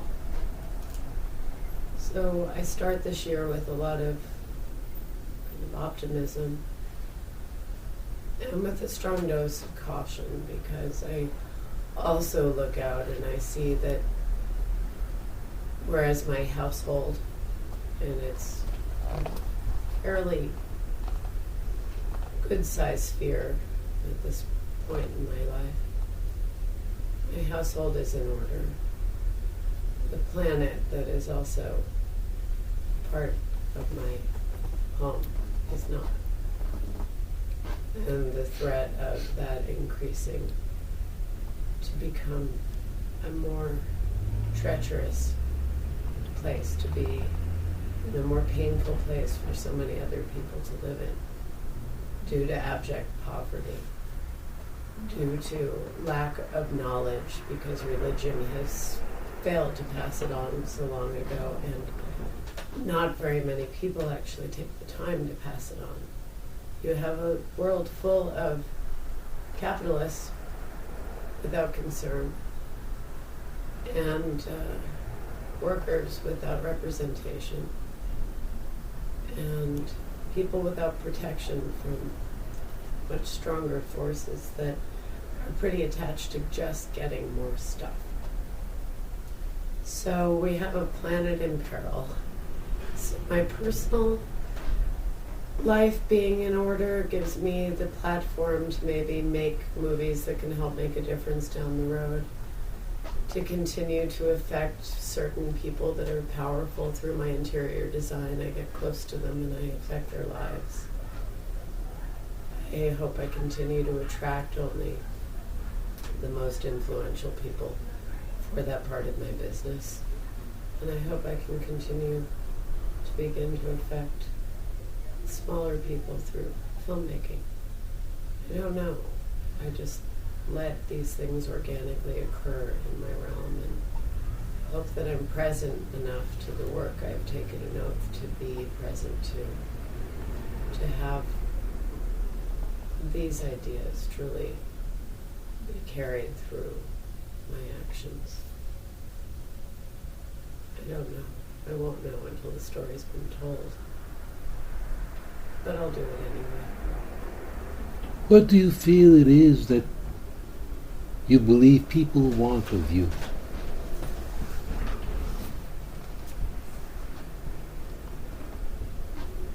When I'm hired or sought out, or just in general. I think I've developed into becoming a person that has a different quality. And I think that what people want is something they don't find in everyone else, and they can't quite explain what that is. Try, if I can encourage you, what is it that people want?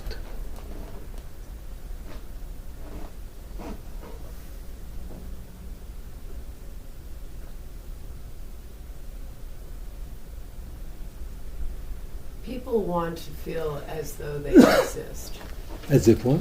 though they exist. How do we provide that? We listen. We act as though we have listened, which is not the same as just acting when we've heard.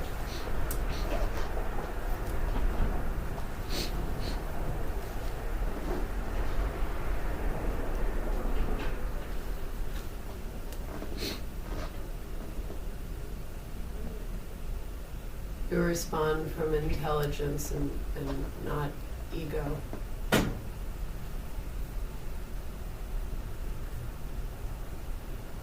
Which is an interesting practice.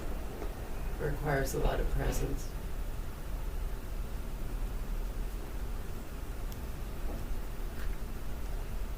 I don't know how else to answer that question right now.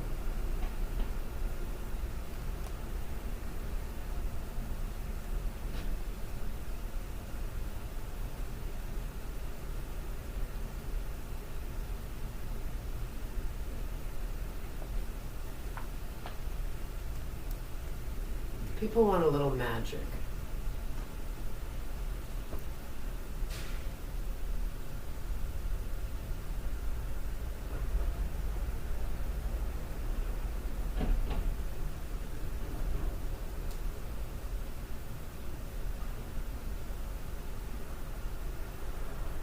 You have to stand out from the herd.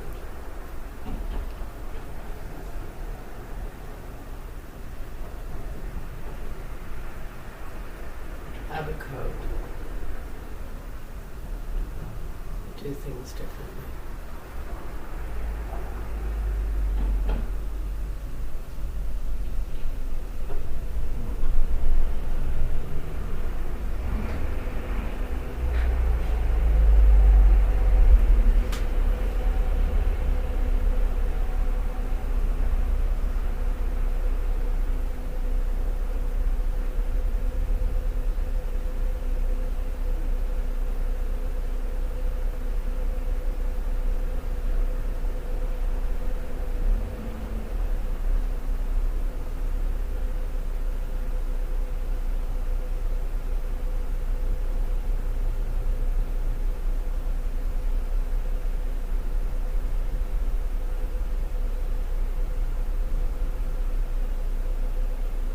Answer the question posed to Alexandra. what people want from oneself. I think I'm surrounded by people who want to get something done on what I consider a very highly ethical level. And what they want is how you can help them get that done. So I find that most of my relationships are quite specific and not personal. It's about what do you want to get done, and I want to get the same thing done. So that's how we proceed. And I find that personally very satisfying. It's like together as a collective, I find that many things can change quickly and they have a quality of being weightless.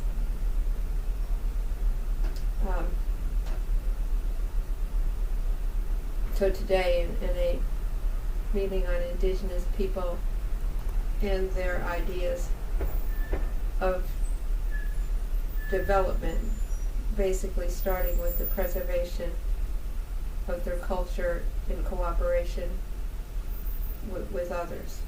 And that, so in speaking to someone from Kenya, we talked about his wife starting an organization and being able to help a certain tribal group called the Ogiak for them to develop businesses together. And I find the most important thing is the quality of sincerity, of not wanting on a personal level, but wanting for the well-being of the community and of those in the world.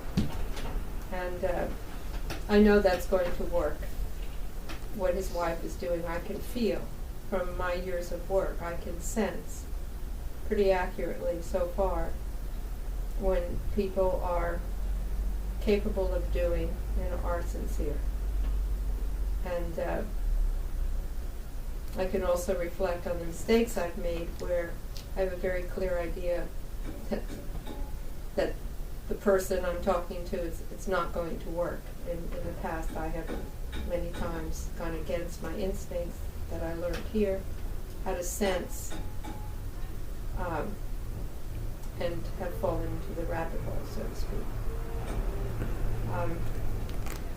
And I'm working closely with the global cosmetic industry, helping them to find matches to partner with, to do business that is, again, ethics seems to be the cornerstone of all of this.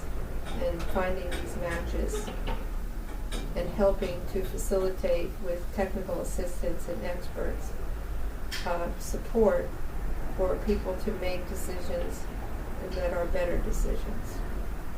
So, but I do very much like the idea of not having really close personal connections, but more work connections to people. It's less messy. And something gets done at the end of that conversation. And I write down at the end of every conversation I have and every meeting I have everything that transpired, and then I follow up on everything I can do. And to keep conscious of all that occurred in that exchange.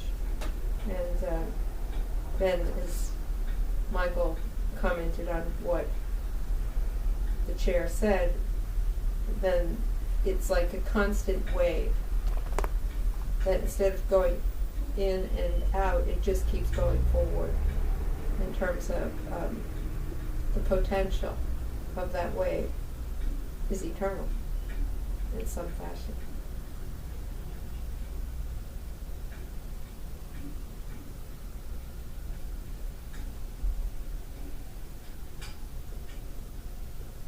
And I wanted to thank Alexandra for her comments.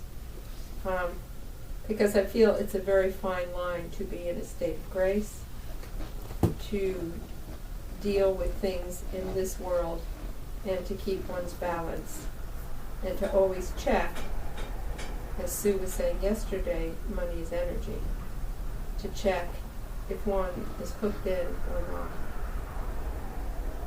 if the one is guileful or not about one's ability. At any moment, could one be a beggar without anything? And always the answer should be yes. If that's the destiny line for a perception that needs to be seen. And at the same time, there's a lot to be learned. Always, I find, from doing and taking on enterprises that are challenging. Because you really can't see your capacity if you don't do anything. It's that having to perform is very important. To be able to rearrange your mind so that the energy that you need to do that task is taken away from wastefulness, in terms of, like, when you're having to do things, you don't have a moment to indulge in a negative thought. There's no room. So the more you do, the better it gets.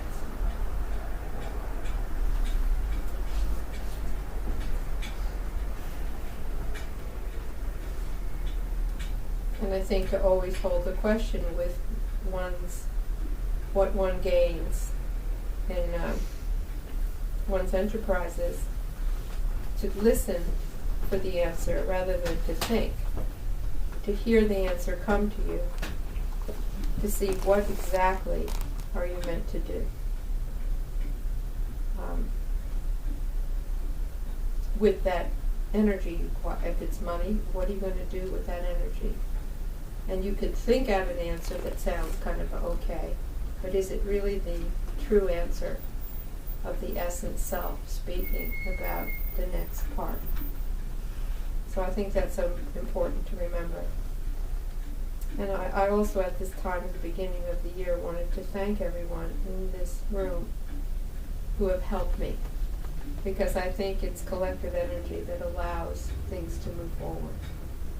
So I thank you all in the different ways that you assisted me in my destiny.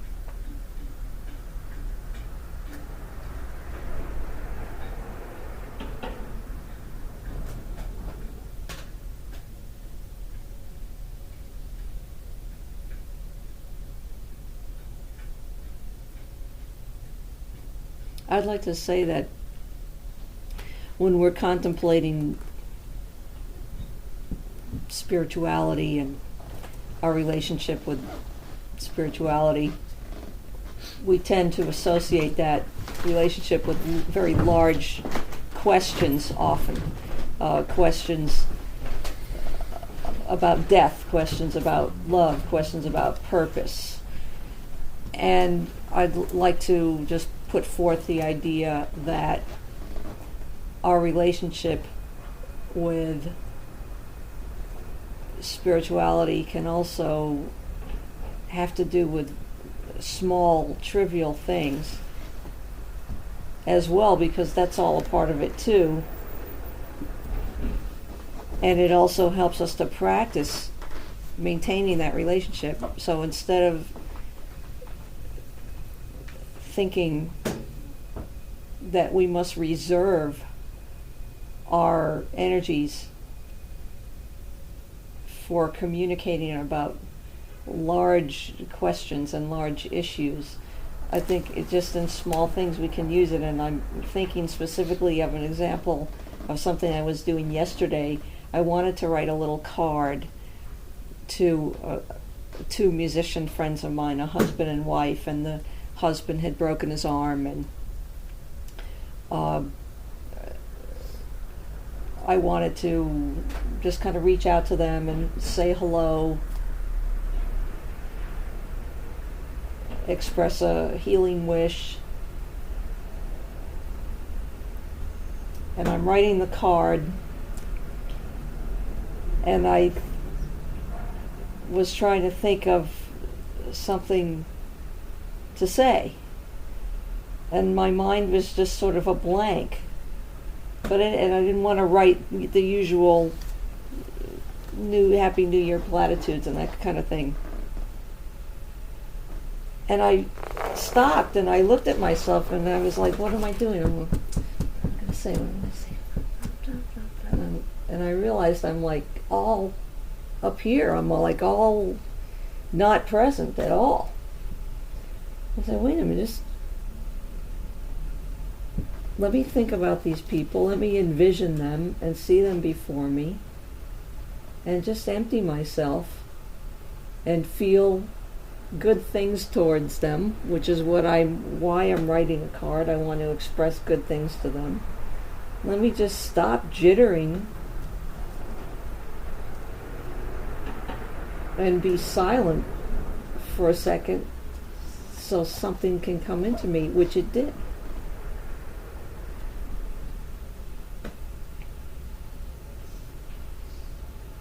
So the idea, I think, of allowing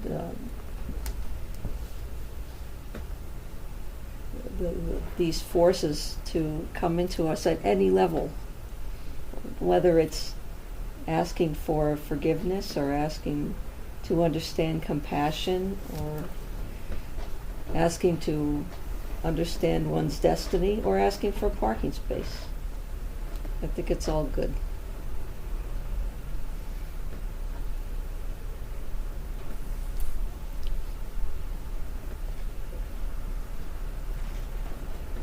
It appears to me that the community is at a crossroad,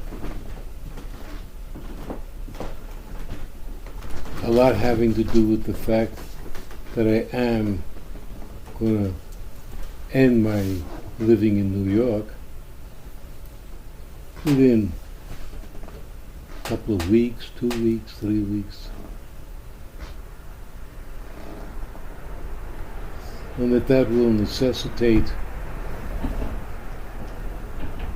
and I think I ask of a somewhat, not slightly, a somewhat shift in the relationship between the community and myself.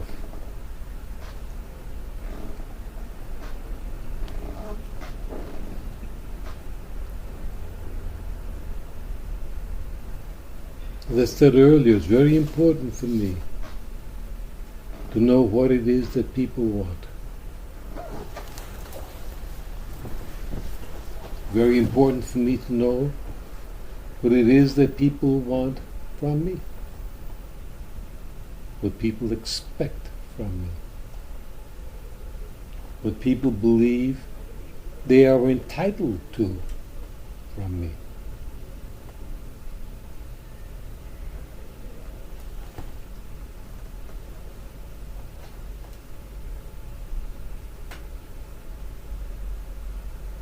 Albert was touching upon the world of cyberspace, so to speak. I have come closer and closer to that space.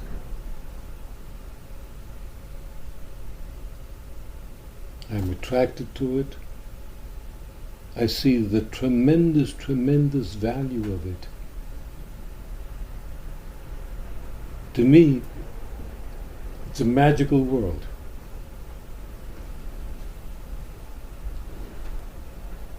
Because it enables me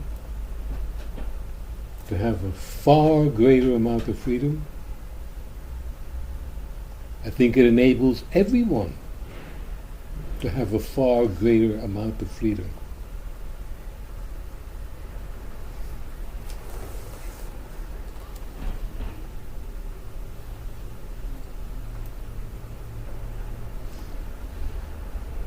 I'm a fan of the Rachel Maddow show. And I see that just about everyone that appears on that show with Rachel is there on an internet meeting.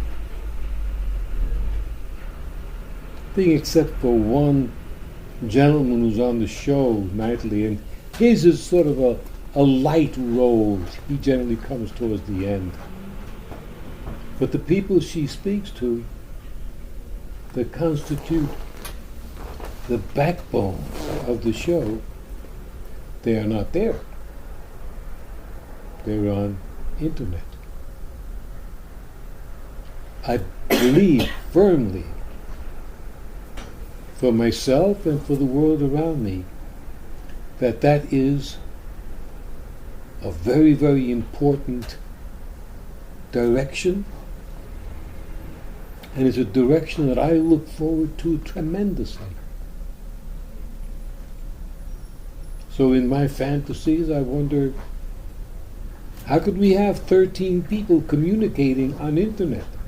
I know it's possible, I'm far from it, but I think I will have to have conversations with Camille and that sort of thing. I think it may become important that a group like this of people can be in different countries, different time zones, and still communicate as we're communicating now.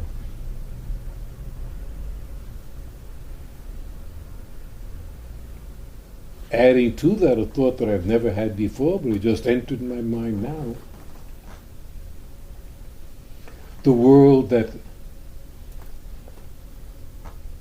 I adored was part of my world, the world of film. That was a very, very real world to me. 20 times more real than the world I found with parents and schools and neighborhoods. That was the real world. Robin Hood and this person and that person. That for me was life. Yes, the abhorred interruptions were home and family and schools.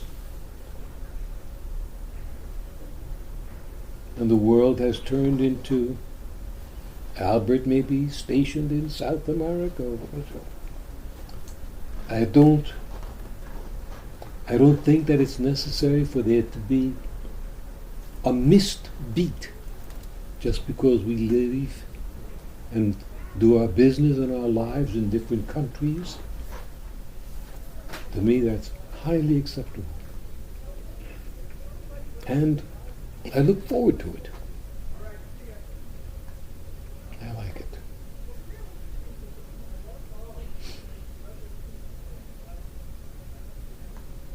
I am actively trying to investigate at present with a firm called Cisco.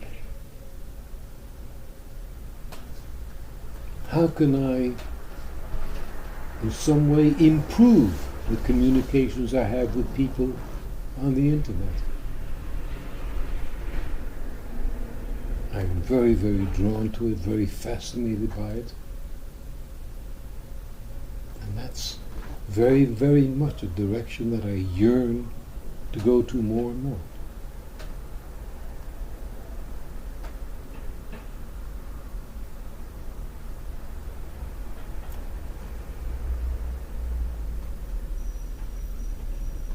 I not only offer, I ask.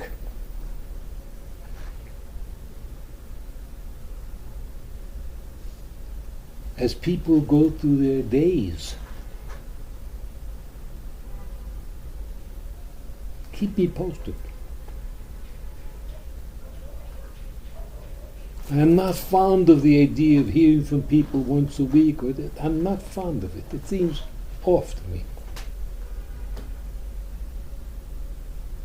I've heard about businesses that have very few walls, where everyone is constantly, do you hear that, do you see that? And everybody's out there, and in 10 seconds, everyone has caught up to what just happened. I'm not that fond of an appointment into the future tomorrow to speak to somebody. No. I like it to be a moment-to-moment type of look, so see what's happening at all times. I don't really want to wait a month or 2 months or 6 months or 100 months to hear about Yossi's garbanzo cookies. See, it's a giggle, but I think it's fantastic. I can't encourage you enough. You're going to taste it in a second. I have to taste it. That's my job. If I keel over, don't do it. Yeah. I like the idea. Boom, this is James, I just said this, I just said that. Look, I said, okay, get in touch with it. And it should be like that kind, because that's my vision. That's my idea of Christmas. Talk to him. He said, well, why don't you two call these two? And that's what I love. I grew up in the world of film.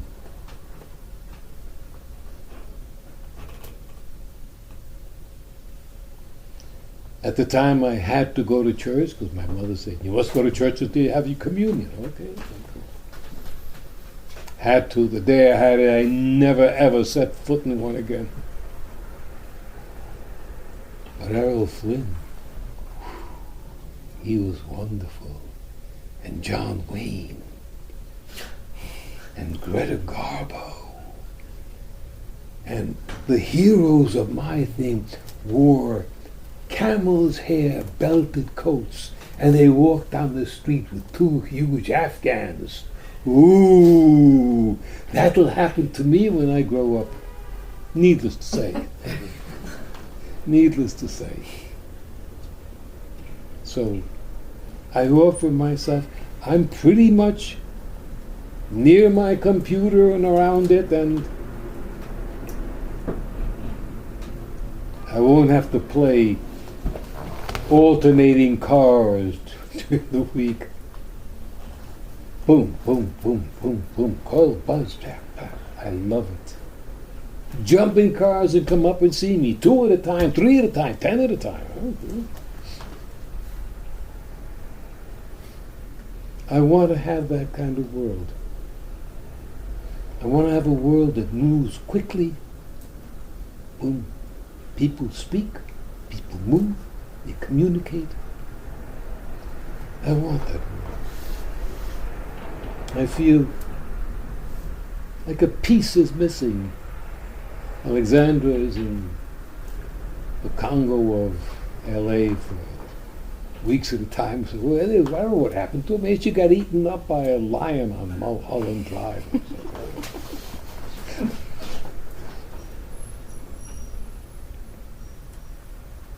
I like it. What did you buy? What did you eat?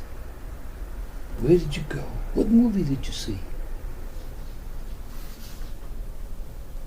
That's so much my world. I got my garage gym, which I'm really, really into. I got my super duper deluxe killer combat classes. Wow, I got black and blues. Yeah.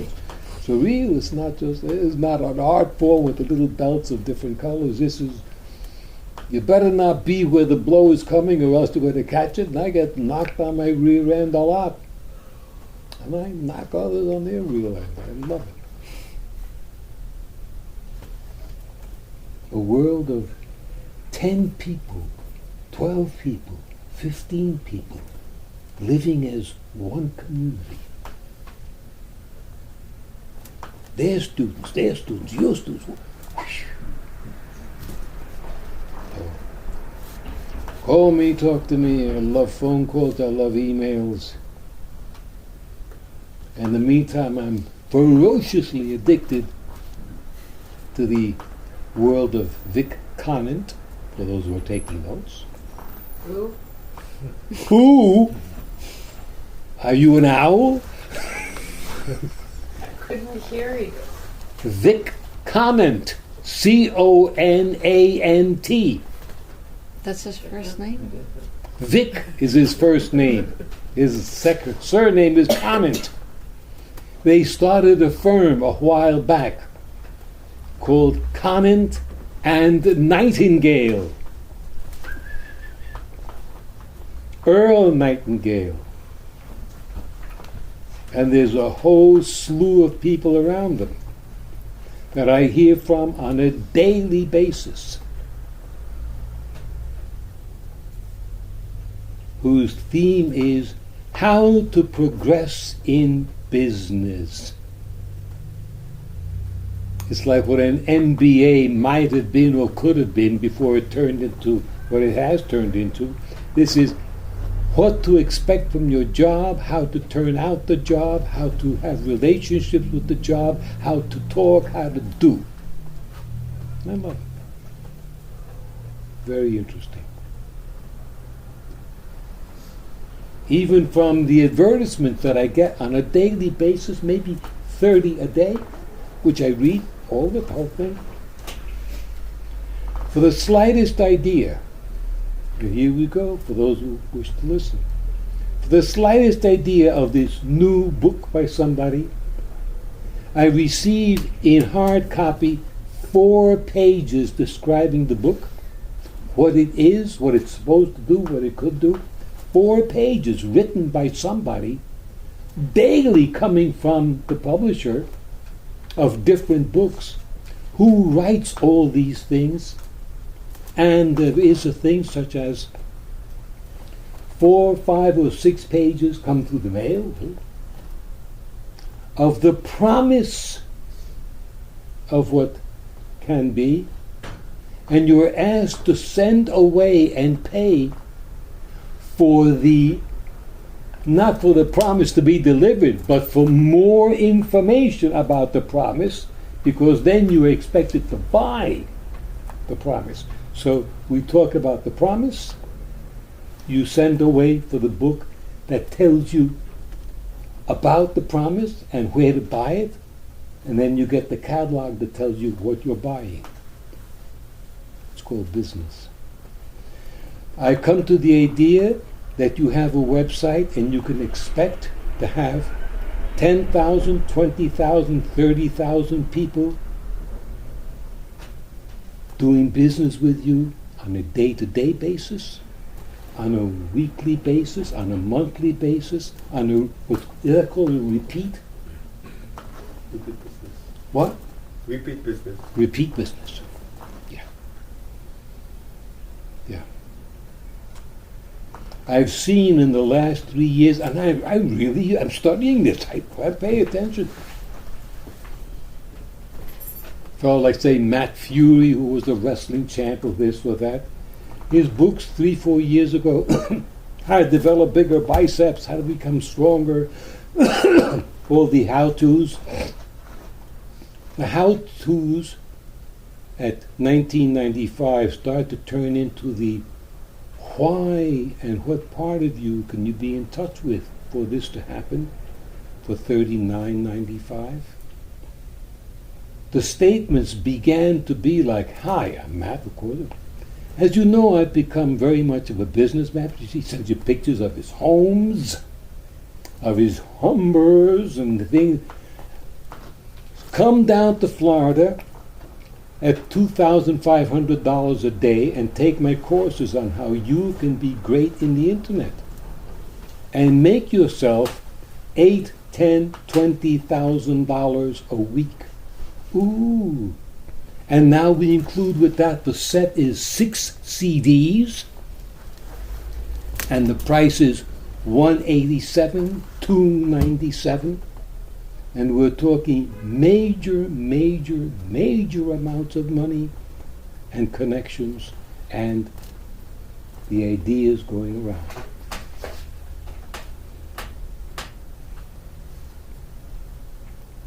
And I eat these little ideas, how to communicate with the deaf.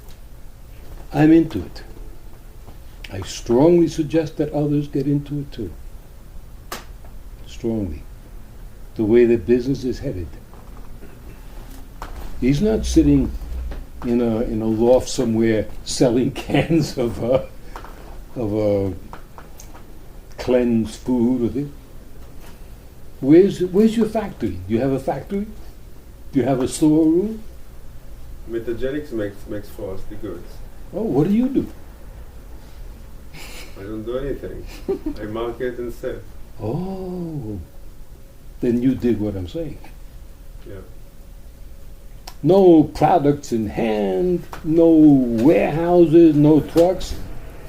Hello, you want this? Hello, give her this, send her that. I don't have to be any place. So I can fully intend in some fantasy to sit in a nice place in Bermuda or St. Croix and do everything I do on the telephone by the pool. That's where I want to go.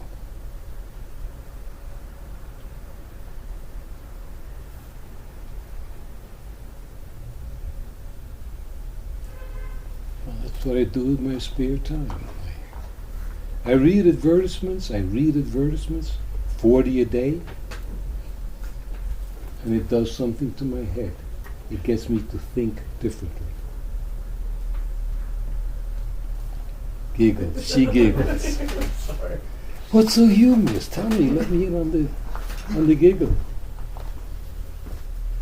It's important at any point to start to think differently. What? It's important to start to think differently. To Mhm. try on different modus of selling. And that brought about all the It giggles? did. It Wow. did. How did you look at it that it caused Well, you to because you have many different sales techniques already, and I'm just imagining the infomercial techniques melded with your techniques, and it made me laugh. I think about it all the time, and it doesn't make me laugh. Not at all. Yeah. Not I listen to a guy called Wayne Dyer, and I see him speak. I hear him say many things that maybe I've said or I stole from his material I recognize. I hear him deliver it. I hear that he's clicking ahead at $5,000-$10,000 a day. That he isn't scuffling with the moving van to see which one he can get for $100 cheaper. And I say, yeah, this guy is right on. And I see that this man is one of the members of a staff of people of Vic Conant and Earl Nightingale. So I'm learning that business. Makes sense to me. And in my fantasy, why can't we have all these phones and TV sets and everything else turned to my home in Buenos Aires?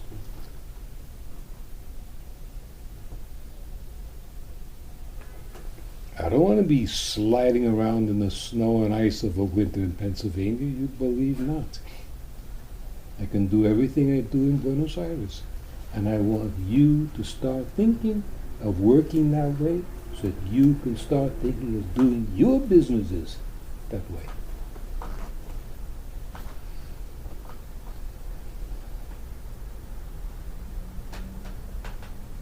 I have just said a lot. I have just said a lot. I'm really hoping that everyone heard.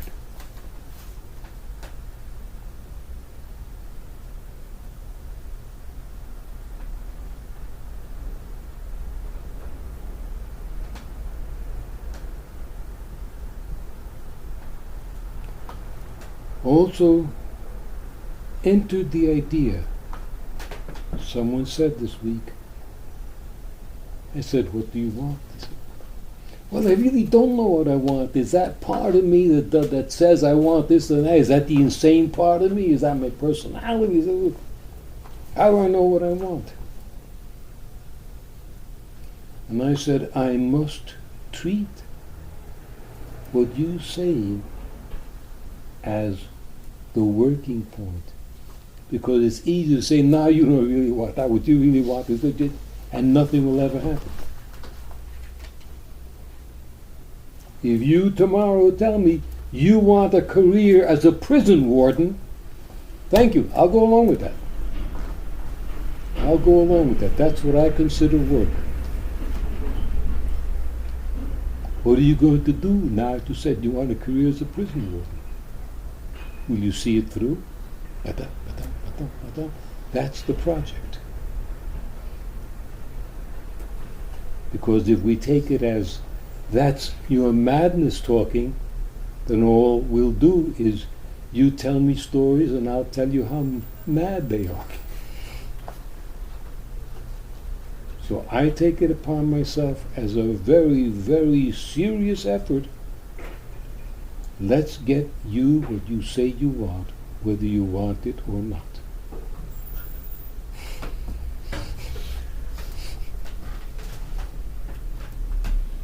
This to me is dead serious. Dead serious.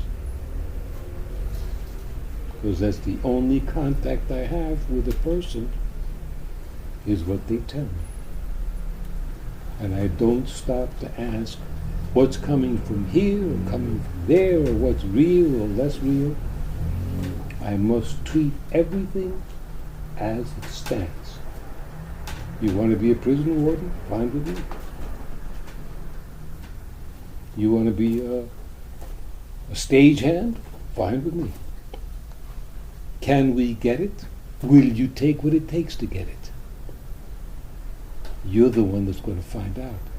Are you still going to want it 6 months from now?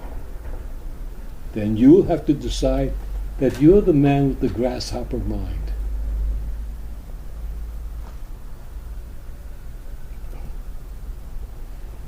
I always have to keep modifying, amplifying, switching, adding the way I work, the way I do what I think should be done.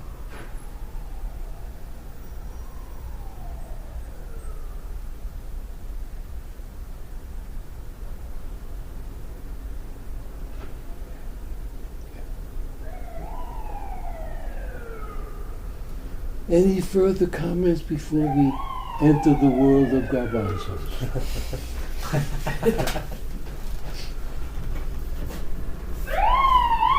Yeah, I would like to say something very important. You know, business and work is exactly the same. Business is an opportunity, a platform for a person to exercise his work. A monk in a monastery is a business. You have to keep it clean, there is charts to do, there's things to do, there's a budget. Everything is a business. We can look at a business and say, it doesn't feel good. And other businesses, this is I like. So it's how we look at anything that makes it what it is. But everything is what it is. I want to give an example. One of the challenges I have with my inner work is that I was brought up, I was given a life as a child, and I grew up in a poor home, and I took responsibility in a very, very young age, some heavy responsibilities, and I become a general that needs to control pretty much everything. And if you think of it a little bit, you can see that you suffer a great deal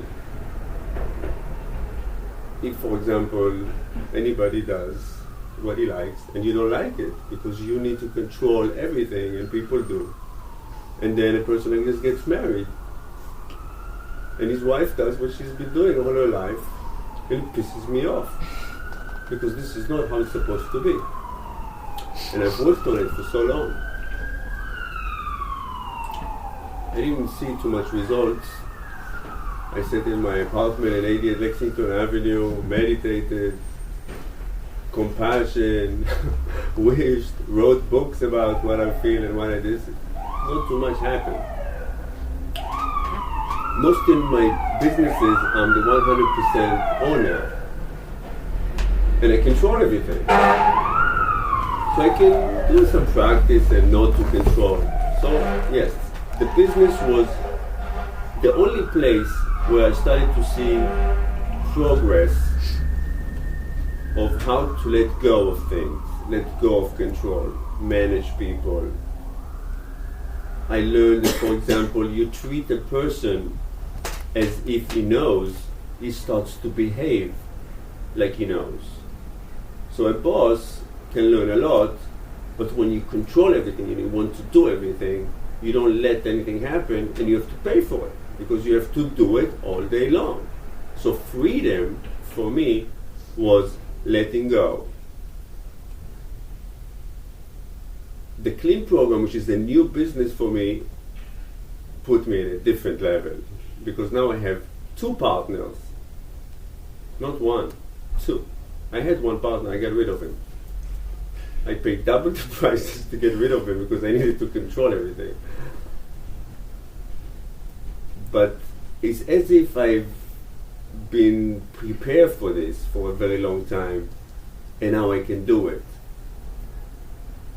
And what I practice in this business, I can take home to my wife. What I practice in this business, I can take to my mother. So I become a better son, a better father, a better husband. Because it's all about practicing. If you practice a saxophone and you practice it 10 minutes a day, nothing's going to happen. 4 hours a day, maybe in a wedding, bar mitzvah. But if you do it 8 hours a day, you have a chance. I work 10 hours a day, 12 hours a day, 15 hours a day. That's why I see results. So business, it's the spiritual platform or the spiritual place to practice. And the little things are the most important things. The little things, the little bricks that build the wall or whatever you want to call it. And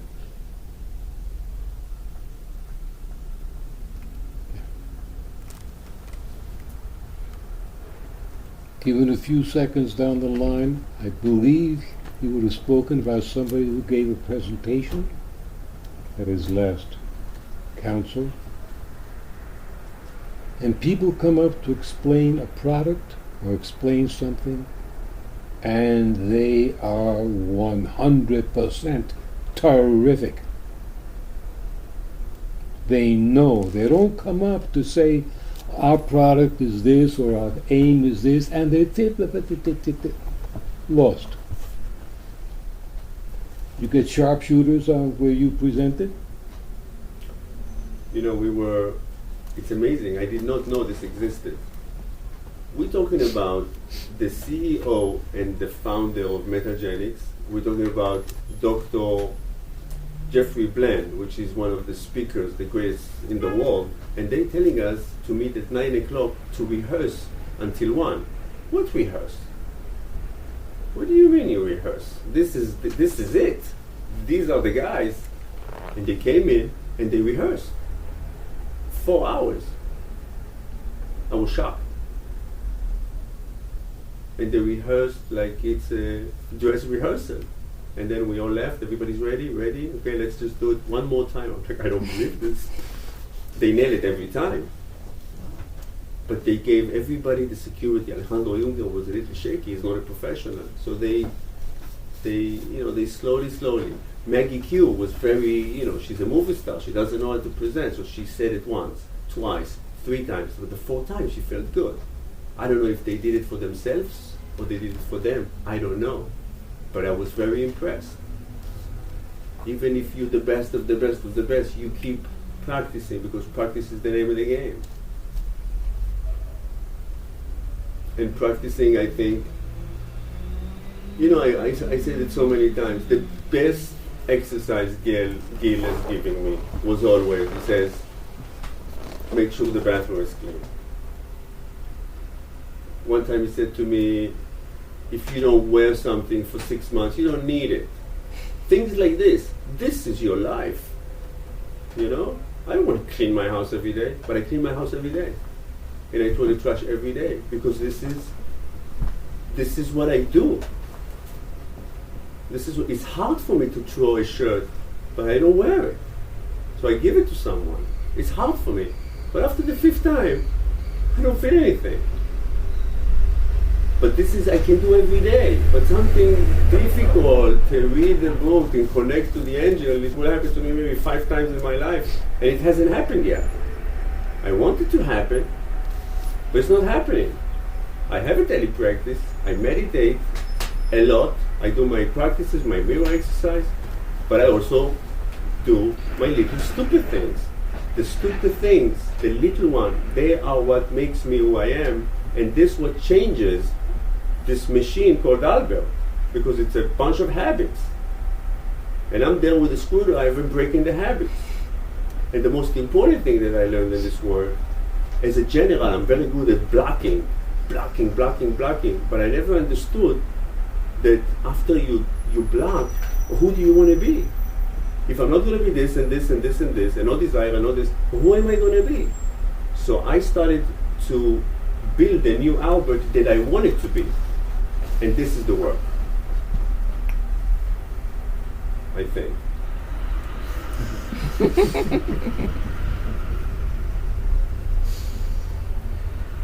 I've heard people talk, well, how did I start? I was 10 years old or 11, and I recited poetry, and I won the New York City Oratory Contest in 1941, 1940. They got a $5 and did it again the next year. I listen to when people speak. I've listened to presentations because I like to. Guy from Hunter College, whoever the hell he was, the dean or the owner or somebody, came out and talked about what Hunter College represents. Wow, what a speech. Holy smoke, it was impeccable. His timing was impeccable. His points, one after the other. Wow, this was a Broadway production. And I see that, and I find it, and I love it. I dig it. I dug it when I was 11 years old before I heard of anything else. I said, that's me. I want to stand in front of people and talk. Look what happened. Look what happened. Albert says this. Pam and James were the first people who came here. It was 1975. I had a small walk up on 72nd Street, 212 72nd Street. Anybody wants to throw spitballs at the building? That's what I do. I was with my mentor, I was taking notes of the meetings. I would come home and set up chairs like this in an empty room and go into my spiel alone. And I did it and did it and did it and did it and did it. Ladies and gentlemen, I said to the empty room, you're here tonight, let's talk about marriage. And I would do 2 hours by myself, and I can do 4 hours by myself. Somewhere along the line, it was in reality discussed. Pam knows the details, but she's sworn to secrecy. So does James. With some people of some means and some intelligence and some power and money by the suitcase, let's get Gil, who speaks fluent Spanish, to South America to be a speaker to incite political movement.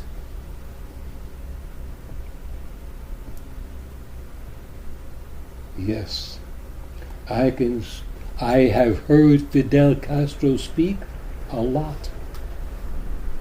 Here's something else. And I can do it. Give me a podium, I can do in Spanish. I will get the people to do what you can't believe would be done. I can do it. So when somebody speaks of presentations, that's why I like with Colin, the Nightingale, the millions of CDs. You know how many CDs are involved? There's hundreds and hundreds of CDs.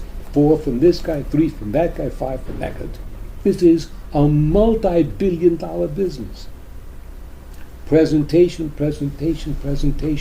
because for you to be as a CEO of some major company, you're going to have to be pretty good on the way you stand and speak. More than pretty good. You're going to have to want to be great.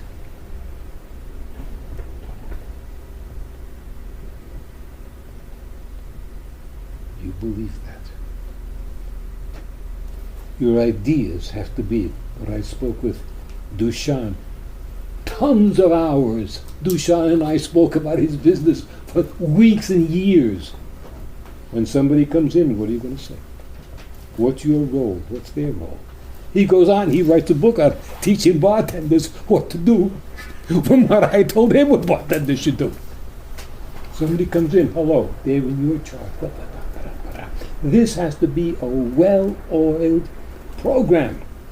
It is an infomercial. You're damn right it is an infomercial. And people who want to get ahead and do and win have to learn to do that. Learn to speak, learn to think on the feet, and go and boom, boom, boom. What a drag it is. You send out your guy to represent your company, he goes out and he's going to do 10 points, and he only does 4 points or 3 points. Jesus Christ. That's lost tons of money, lost tons of time, lost opportunity. That man has to cover all 10 points. So that's what I see in it. I leave with the parting image. The race is over. The race is over, whatever. 1:40. 8, 9 horses walk slowly back to their stall. Some of them are going from here to the glue factory. Others are going to a dog food factory. But there's one of them that goes to the winner's circle. And he gets the garlands around his neck. And the beautiful girl is sitting there taking the picture. And he's in the winner's circle. What every horse aspires is to be in the winner's circle.